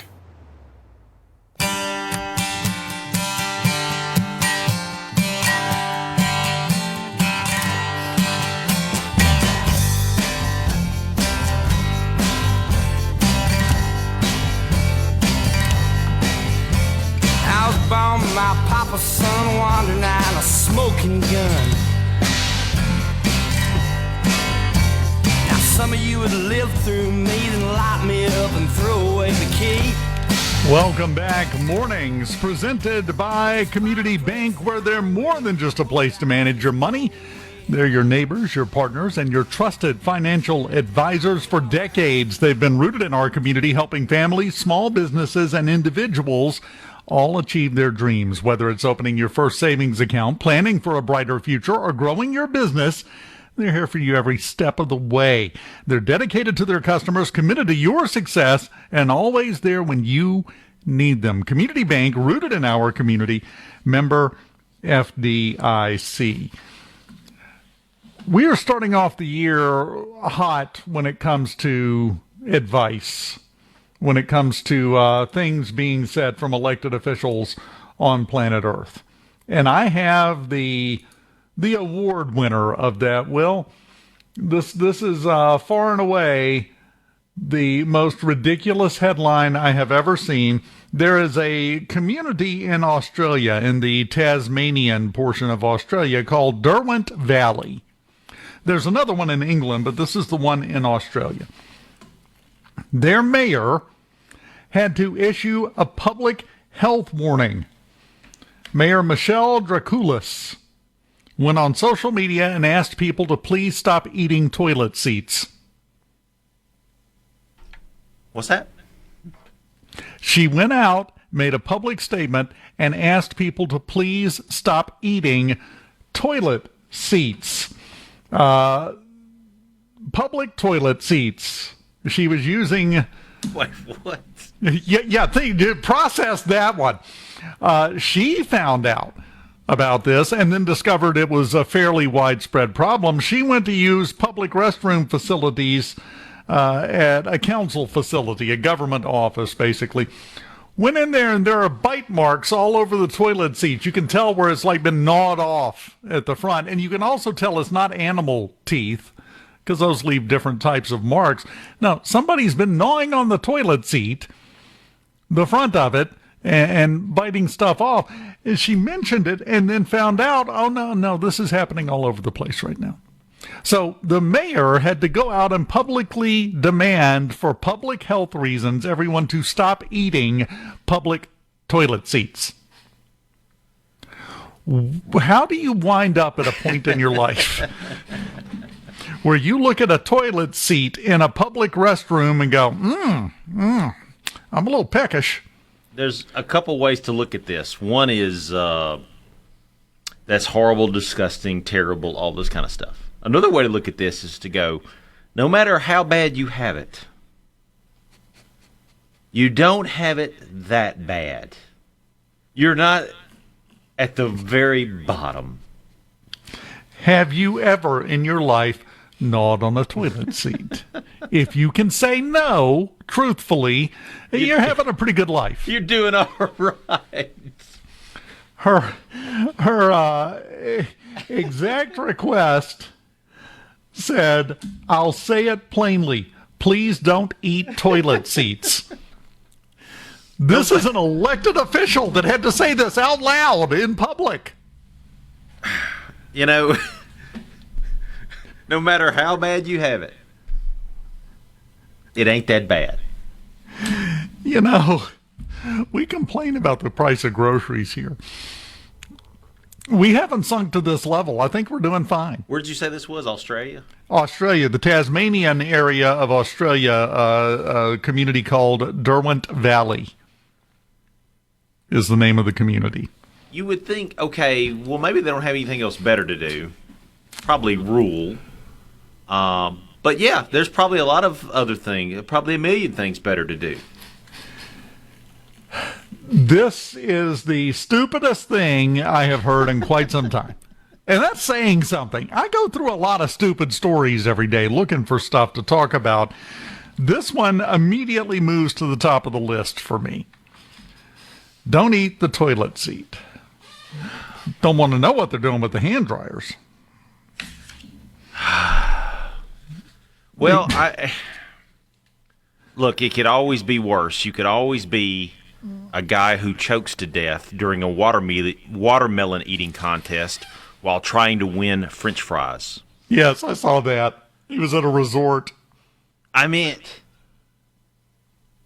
what a way to go.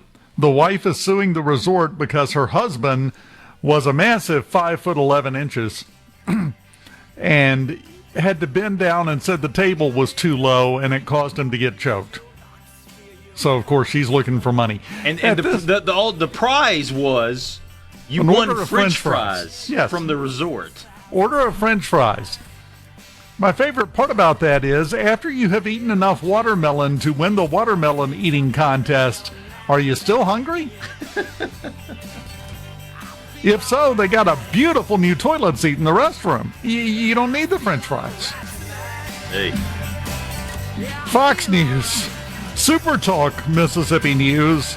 Over the next 6 minutes while that's going on, we're going to try to revive Borky, who may not have been to bed yet. Michael Borky joins us next on a really big day in Mississippi. Keep it here.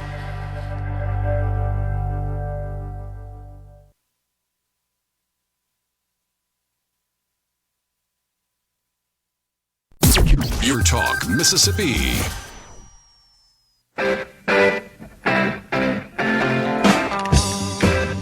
Western Kentucky in his first year at Ole Miss. on its way, and it's got the distance, and it's through the upright. The Rebels have taken the lead. Holy mackerel! What a weapon, what a weapon. I think remaining. You want a touchback. Here's the kick. He's going to kick to the end zone again. He's going to catch it about 10 yards out and bring it out. They're going to run a crazy play right here. It's incomplete. It's going to roll out of bounds. The clock is at 1 second. Zero. It's zero. It's zero. The Ole Miss Rebels have knocked off the Georgia Bulldogs 37-34. Arizona, here we come. I've got the man sitting here. Welcome back to Mornings. I've got the man sitting here that is the perfect person to ask this question. After that, did you get any sleep last night? And if so, how? Very little, to be honest with you. And I just ended up just scrolling Twitter to see what everybody nationally said about the game, because you know, if the moment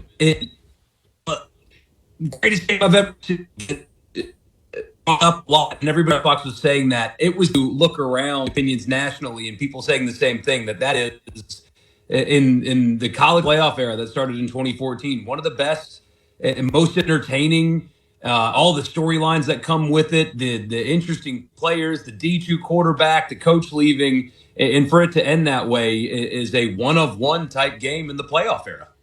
Yeah, and I don't know how you would ever top it moving forward, for that matter.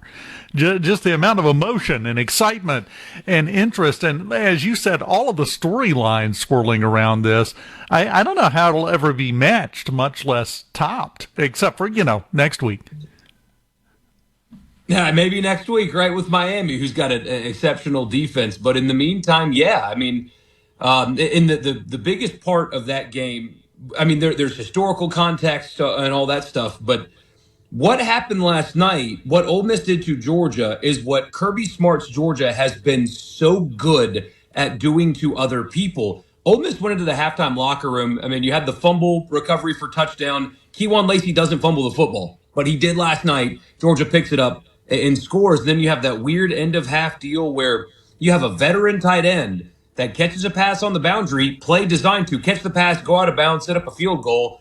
For some reason, he cuts up, and they can't get the field goal team on in time because the clock doesn't stop. And I mean, I felt in that moment, this is where Georgia gets you. Ole Miss is a little demoralized, and in the second half, this is what they do. They line up, they're going to run the football right at you, and they're going to just bury Ole Miss because that's what Kirby Smart's Georgia does. And they're so good at doing this. Georgia has not lost a game with a fourth quarter lead in 7 years.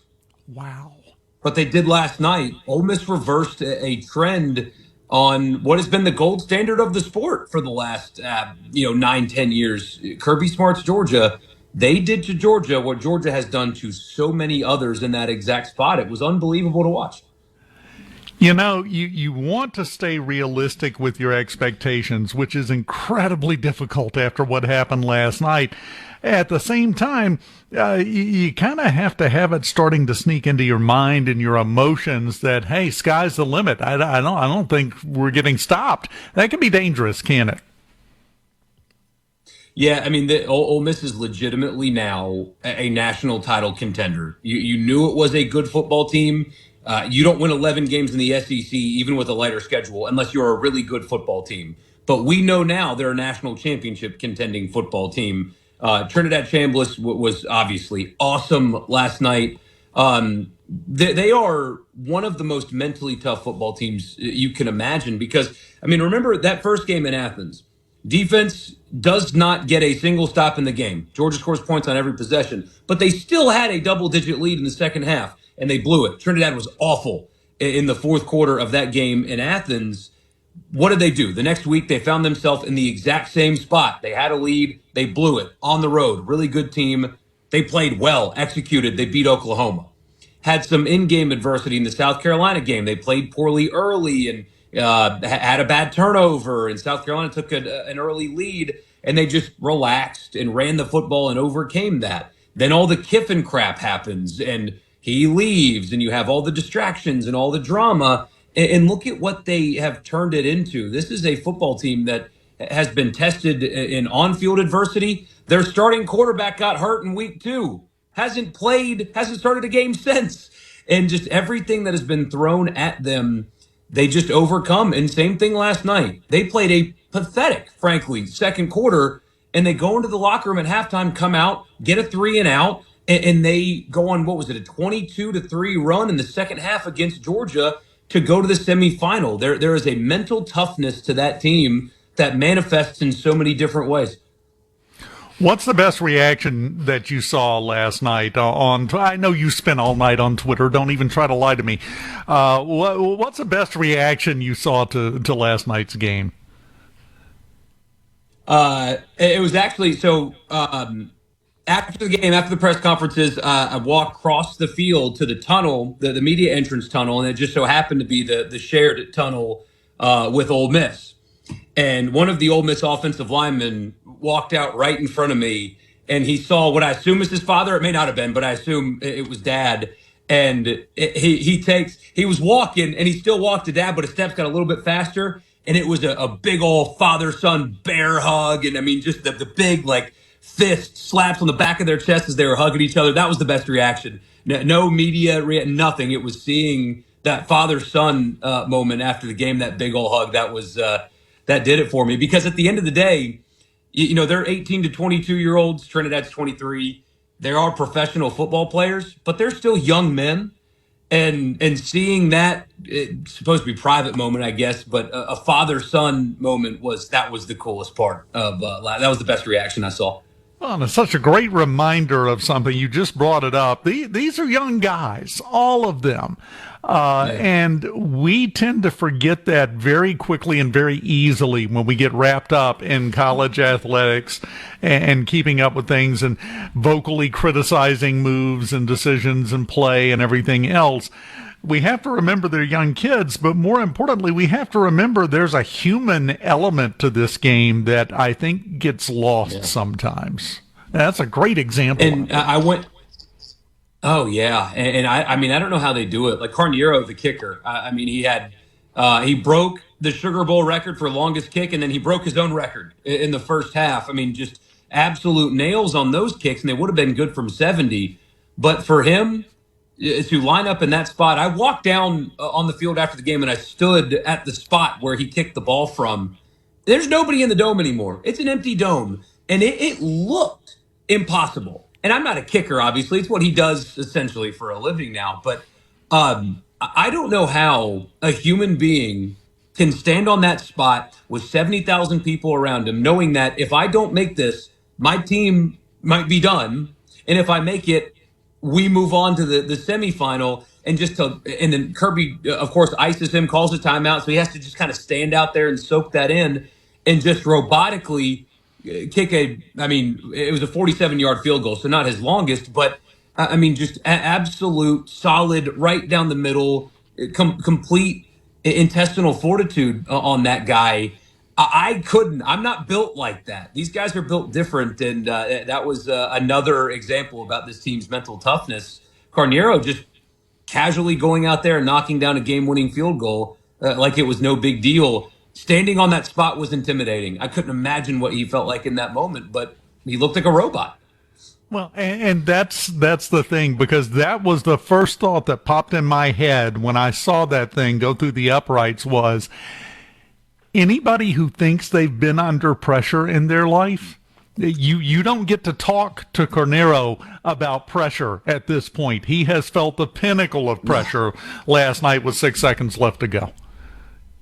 You're not going to top I that. imagine, like, I don't know if he's married or not, or if he wants to be or whatever, but people are going to wonder, like, are you okay on your wedding day when the bride walks out? He's just staring at her. Like, there's going to be no emotions. That guy is not capable of emotion, clearly, because of how awesome he was. I think that there was an argument to be made that he was the MVP of the game. Eccles getting it was appropriate. He was awesome.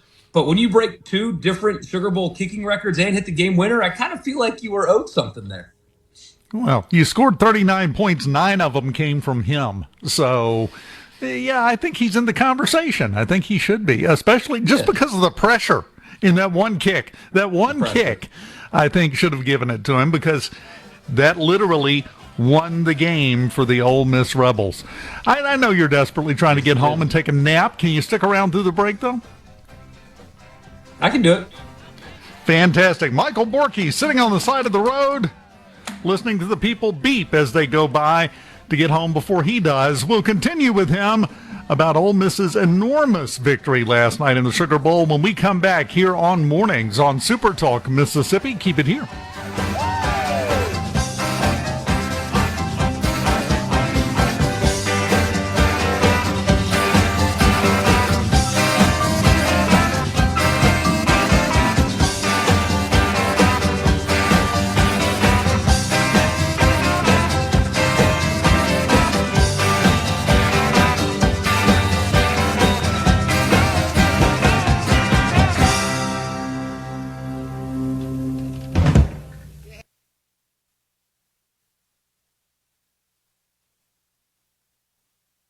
From the Venable Glass Track.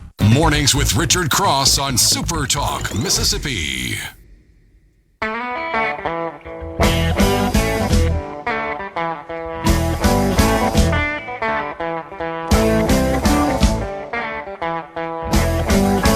Boom, boom, boom, boom. Gonna shoot you right down at all your feet. Take you home with me. Welcome back. Super Talk Mississippi Mornings. Dave Hughes here. Michael Borky from Sports Talk. You'll get to tune in and hear them this afternoon at 3 o'clock. I have no idea what you'll be talking about. I'm sure you can come up with something. I do want to mention, I just saw this. Last night, the official Ole Miss Rebels account on Facebook posted a screen capture of the standings in the SEC and said, in case anyone was wondering who the number one team in the SEC is, wonder no more. And yeah. Picked preseason number 7, and they're the last one standing. And it's interesting. There were points in this season where I wondered just how good this team was. It's like, hey, they're obviously good, but I don't know if they're. And what hinged that? Trinidad was awesome last night. The offense has been good all season, especially the way they distribute the football. 10 different pass catchers for Ole Miss last night. It's been a theme all year. He made some Johnny Manziel backyard football type plays and beautiful throws and all that. But what has brought Ole Miss to this point has been their defense. Last night, Georgia had under 300 total yards entering the fourth quarter last night. That's a team that scored on. They embarrassed Ole Miss in Athens back in October. Completely embarrassed them defensively. And it was when the offense was struggling, they kept getting stops and they kept getting stops. And Georgia would have a couple explosive plays and they would hold them to a field goal. And that was the difference last night. It was Will Eccles, Centarian Perkins, TJ Daugherty, Jalen Braxton has been good since he's been healthy. Ole Miss defensively turned a corner after that game. The first 7 games of the season, Ole Miss had 5 sacks. The last 5 games going into last night, they had 22. And I think they had 9 tackles for loss last night. So Pete Golding's defense, especially the front 6, has changed what the ceiling of this team is. And you saw it last night. Offense was struggling. Defense played complimentary football and kept them in it. And then Trinidad did Trinidad things and became the hero. As Pete Golding called him in the locker room after the game, saw the video earlier, mentioned it earlier, Trinidaddy is the name that he hung on him. And I don't think anybody's going to argue with it today. Now, you mentioned the Ole Miss defense. Miami, looking ahead to next week, kind of known for a tough defense. Are we in for a low-scoring game in the semifinals next week? Possibly. They, especially their pass rush. Miami's pass rush is really, really good. What's interesting about that matchup, though, is what Ole Miss has done offensively is they get the ball to Trinidad's hands pretty quick. And he's also elusive on top of that. You saw his escapability last night, but that offense is a lot of quick game, a lot of short passing, and that neutralizes a really high-quality pass rush. So a guy like Bain, for example, from Miami, he's a superstar. I want the Saints to draft him, to be honest, because they need edge rushers, and he's a great one. I do think that what Ole Miss does well offensively can neutralize Miami some. But what a challenge they've got ahead of them. What a challenge Miami has ahead of them as well. This is by far the most talented offense that they have seen this year as well. So, I mean, I could start driving now and get to Arizona by next week, I think. But long trip for both teams, but a super compelling matchup that nobody would have picked Miami and Ole Miss to be in this spot in the semifinal, but here they are. Playing for a slot in the national championship game. You layer that on top of it, and nobody picked that as a prop bet before the season kicked off. Nobody would have had any reason to. And no, absolutely not. But the emergence of this D2 quarterback, the growth of a handful of players on defense, good evaluations at wide receiver in the transfer portal. Dejon Stribling and Trey Wallace were just awesome last night. And it's funny, we talk about this on the show. It's a running joke that Haydad and I have about Drew Aller, Penn State's quarterback. Penn State struggled in scoring the football in the playoff last year, and everybody blamed the receivers. That Drew Aller's just like this NFL prospect, and he can't miss, and he's awesome. It's just his pass catcher's fault. Well, Trey Wallace gets in the portal, goes to Ole Miss, and look at what he did last night. I don't think it was an Aller problem, I don't think it was a receiver problem. I think it was an Aller problem. So a combination of all of those things, and of course Keywan Lacey being awesome, playing hurt last night, and still being super effective. It's a lot of the correct strings were pulled in the roster acquisition, but the growth that the team has made from October on, especially on the defensive side of the ball, is really significant. Well, and I think the challenge that Miami is going to be staring into the eyes of across the line next week is, a lot of times you have one person or one or two people on a team, and that's who you focus on. That's what you got to stop. That's what you got to zero in on. You don't have any single target really on Ole Miss. They are strong across the board, it seems like. They have a backup wide receiver in Deuce Alexander that would start basically everywhere in college football, except for where he is right now. He will next year, of course, but right now, he's not a starter. He plays a lot, but he's not a starter simply because of the depth that they have at wide receiver. If it's not Stribling, it's Wallace. If it's not Wallace, it's Alexander. If it's not Alexander, it's Caden Lee or Watkins or one of the tight ends. It's the complement of pass catchers they have is really deep and exceptional. And Trinidad is just very good at distributing the football. He does not hyper focus on one player. That was kind of something that Jackson Dart struggled with a year ago. It was Trey Harris, and I'm just going to throw it to Trey Harris. That's my guy. They distribute the football so much better, and it makes them so difficult to defend because you can't hyper-focus on one. If you do, you will get burned elsewhere. So you have to have a pretty balanced defensive approach, and you've seen they'll just kill you on it. Well, and that's the thing.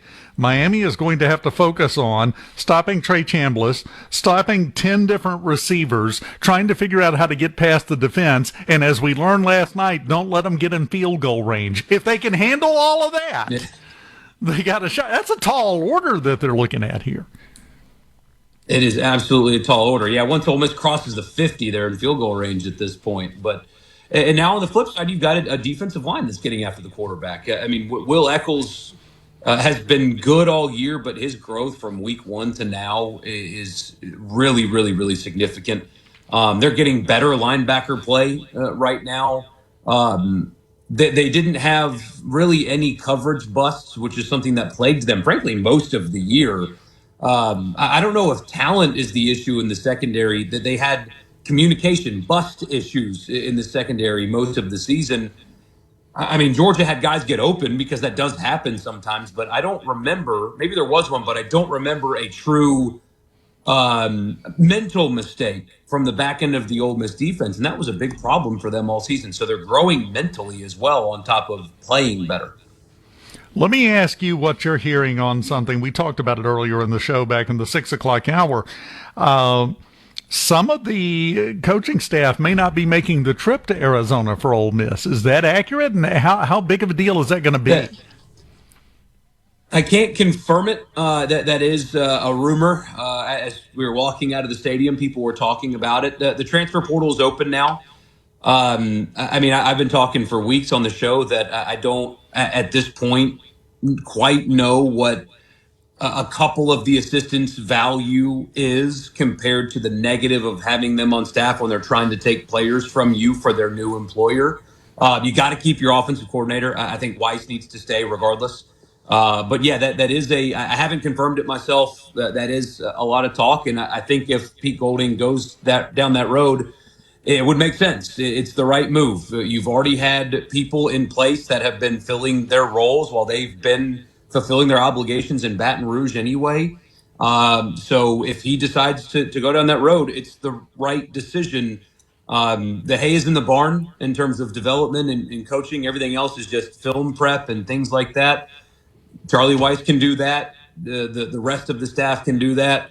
These guys that are coaching, assistant coaches, just position coaches for LSU, are now spending today and tomorrow and the next day and the next day and the next day trying to get players to LSU, and that includes Ole Miss players. I don't think that is something that can continue still. If it does, there's no reason not to trust Pete Golding's judgment at this point, but I think that would be appropriate to allow some of them to go ahead and fulfill their obligations elsewhere and let that be that. And I would like to also remind everyone again of two things. Number one, while Ole Miss was punching their ticket to the semifinals last night, Lane Kiffin was holding Coach Mulkey's hands while she, got beat at the buzzer and then had a lonely drive home. So sometimes there is karma in the universe. Sometimes it just works that way. I have a feeling he wasn't there at the end. Yeah, I don't think he was. I think you're exactly right.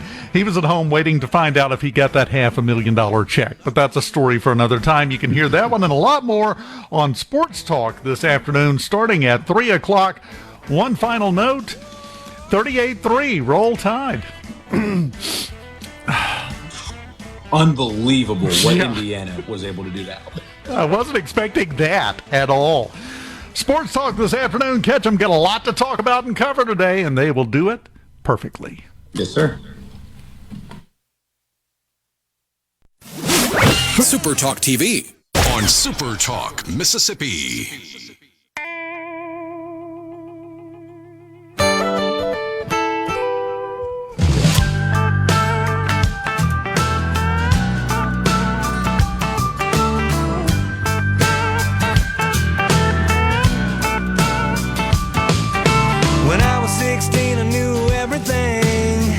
Opportunity grew on trees. I'd taste them, waste them, do it all again. Welcome back.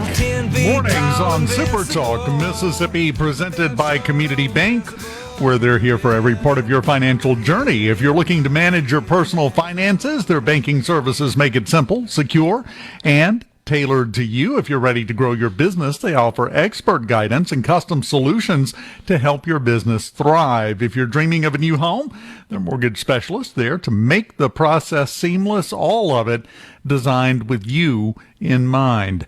They're more than just a bank. They're your partner for life's biggest moments. Community Bank, rooted in our community. Member FDIC, equal housing lender. Did you see the Mississippi float in the Rose Parade? I did. It looked great. It looked fantastic. Big old giant Kermit the Frog playing banjo. I thought it was a great way to put Mississippi on the national stage, and they did a good job. Everybody involved in it should be commended. They should be bragged on, because that's putting your best foot forward. That was very well done. I like that. Also, continuing with our end of the year things, the looks back, the Mississippi State Department of Health's Office of Vital Records and Public Health Statistics have compiled the list of the most popular boy and girl names in Mississippi for 2025. This might be of interest to you, Will. Did you see this list? I did. Number 1 for the boys, James. Number 1 for the girls, Amelia. Okay. James, kind of a standard name. Amelia, a little bit different. I kind of like that. Yeah, that's a little different. There was no big, surprises the list of boy names. James, number 1. William, that's a fantastic name, Dave. Yeah, I thought you might be partial Masculine to it. Yeah. and handsome and just rugged good looks, that William name. John, Noah, that's one you don't hear as often. And then Elijah. Yeah, don't forget number 7 on the list, Waylon. Waylon. I like that. If you have twins, name the other one Willie, and you're off to the races at that point, aren't you? But you go a little further down the line, and I think there is one for you to throw into the hat, so to speak. The 20th most popular boy name in Mississippi in 2025, Stetson. Stetson. Throw your hat in for Stetson. Yes. Throw that name in the hat. And just consider it. That's a good counter proposal for you. Also, I like number 14, Walker. And if you have another kid, you can name him Texas Ranger. I think that would be good. He is doomed for the first few years of his life. You know what he's going to be dressed as for Halloween before he can pick his own outfit. You know what he's going to be dressed as.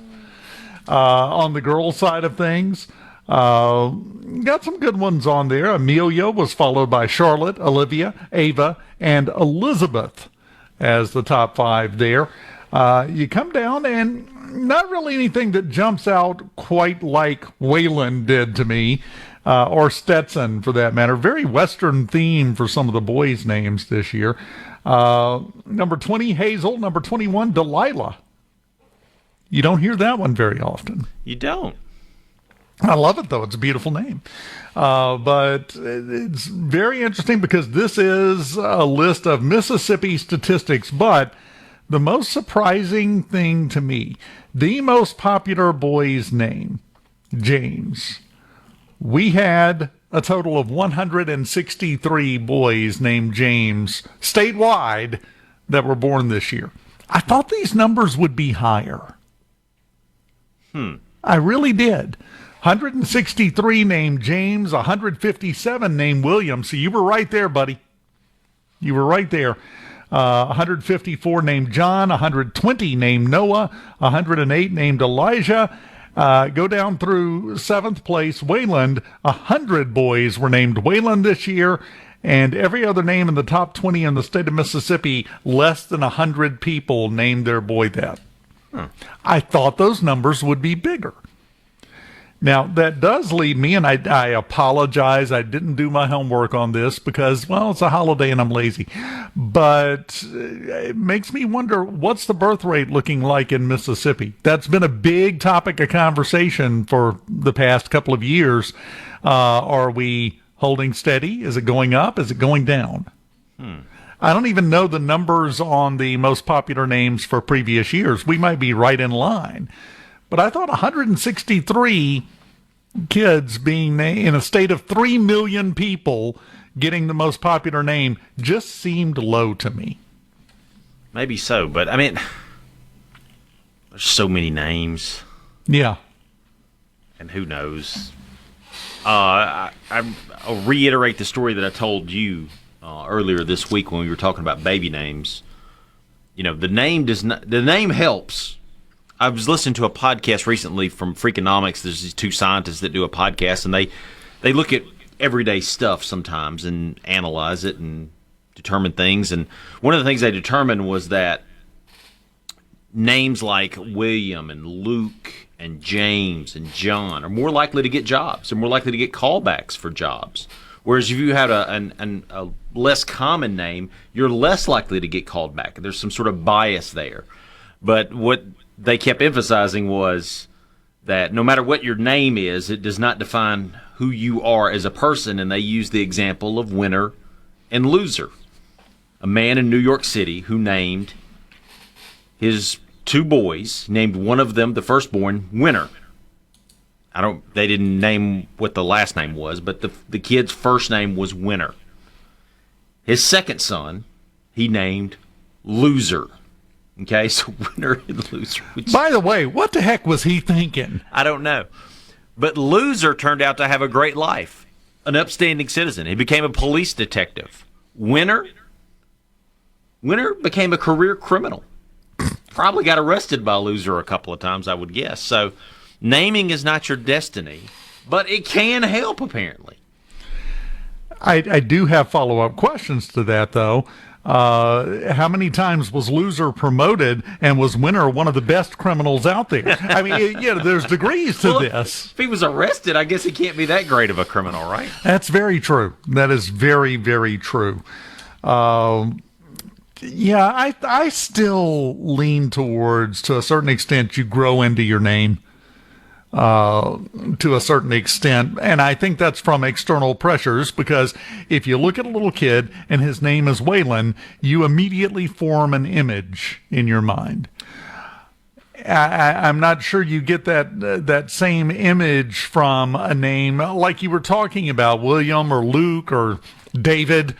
They're kind of more middle of the road, so that allows them to form an impression on you, not based on your name. I think you're right about these Western cowboy themed names. I wonder if that's because we see this over the years.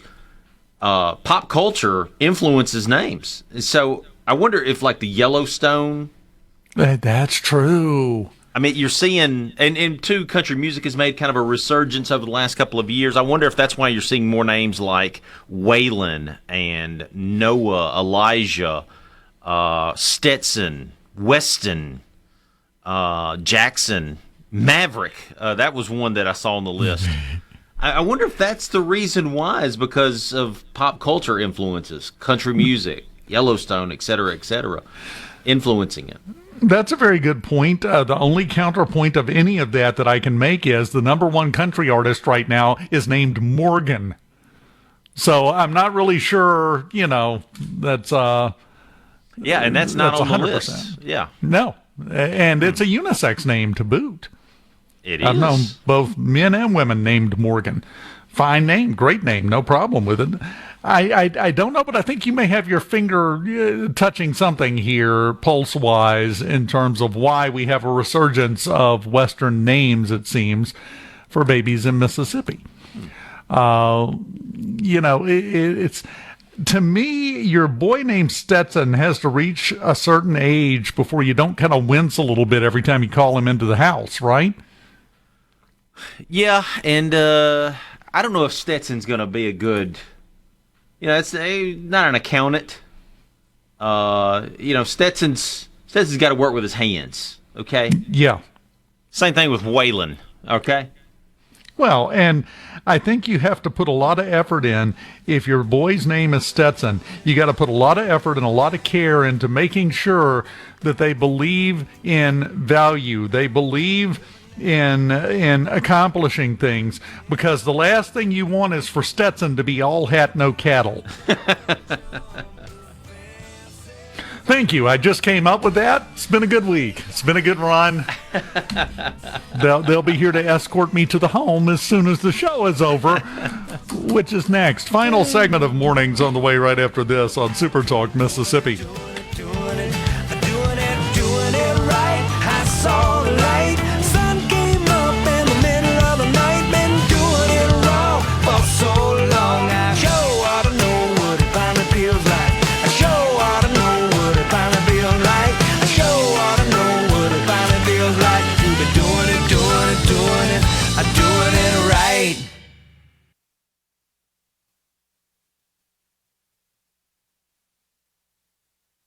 From the Venable Glass Mississippi.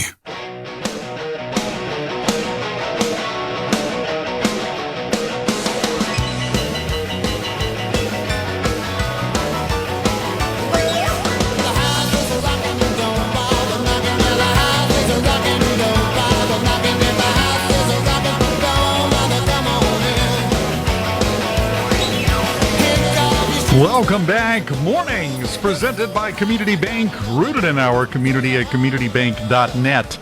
That's where you can go to find out more. One other wrap-up. This is for the last 5 years, actually. The National UFO Reporting Center for the years 2020 through 2024. So it doesn't include 2025. Obviously, they haven't crunched the numbers in the last 24 hours. Mississippi ranked 48th in the country for UFO sightings. 7.82 sightings per million residents per year over that period. Not quite 8 sightings a year per million people. So that would be around 20 to 24 sightings a year in Mississippi. That ranks us at the bottom. The top was Vermont, 33 sightings per 1 million residents annually. Up in the Northeast, there's a lot more of it than that. This is kind of depressing me a little bit. Well, I think the reason why you don't see as many UFOs in Mississippi is because they know we got guns and we shoot at things, or at least I do. So if I see something strange in the sky, I might just pop off a couple rounds at it just to see, if I can take it down. And in Vermont, I mean, you're seeing a lot because, number one, you don't have guns, right? True. And in Vermont, the only other thing to do is eat ice cream and, smoke a little ganja. So you're probably seeing stuff. Yeah, all kinds of stuff. I bet if there's a list of most dragons seen, Vermont's probably near the top of that list. Dragons, fairies, the Mothman, they're all in there. You got a point there. Over the total over that period, 115 reported UFO sightings in Mississippi from 2020 through the end of 2024. So it's a 5-year period. 115 total. Did you hear about any of them? No, I don't think I've heard any from Mississippi. No, I mean, we had... well, let me ask you this. Have you ever spotted a UFO? I saw something really weird. It wasn't during that time period. It was before that, quite a bit before that. Was outside, and I thought it was a plane going across, and the sun was hitting it just right, and it was glowing. Clear sky, there were no clouds, and all of a sudden it vanished. Just like you flip a switch and it turns off. It just went flip and it was gone. And I'm looking up and I'm going, what in the heck is that? Maybe it's a high cloud that's not visible from here that it went behind, something like that. And then it went blip again and came right back, going back in the opposite direction. Now, when I say it did that, I'm talking about over the course of less than 5 seconds between the two blips there. Not enough time for a regular airplane to turn around. I still don't know what that was. How old were you when you saw this? I was in my 40s. Okay. Yeah. In Macomb? Yeah, in Pike County, outside of the city limits, but in Pike County. There was no ganja involved. There were no substances of any kind involved. Well, Little Debbie's, but that doesn't induce that particular type of hallucination. So yeah, that's the one that calls out to me in my memory, as I still genuinely have not come up with a decent explanation. Usually, I can look at something and go, "Oh, that's a such and such," and just hand wave it away. That one I've never been able to figure out. When I was a kid, I grew up in Chickasaw County, very rural. There was no, you didn't see a plane flying over.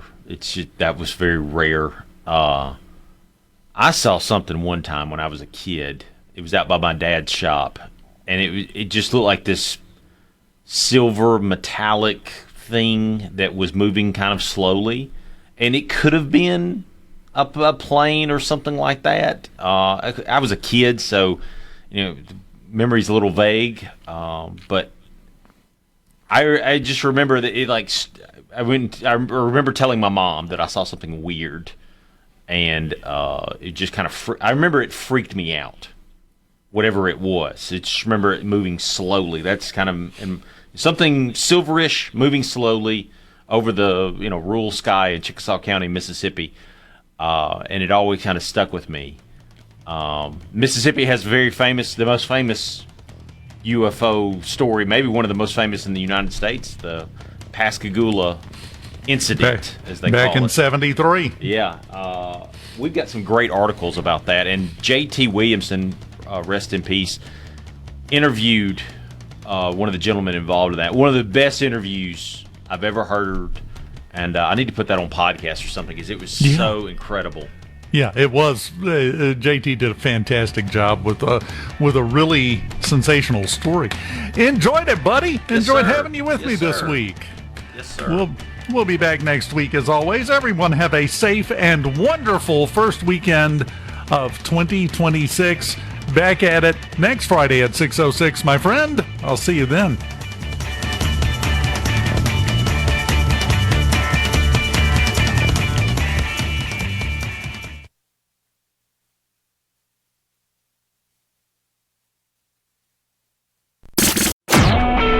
SuperTalk Mississippi Media Production.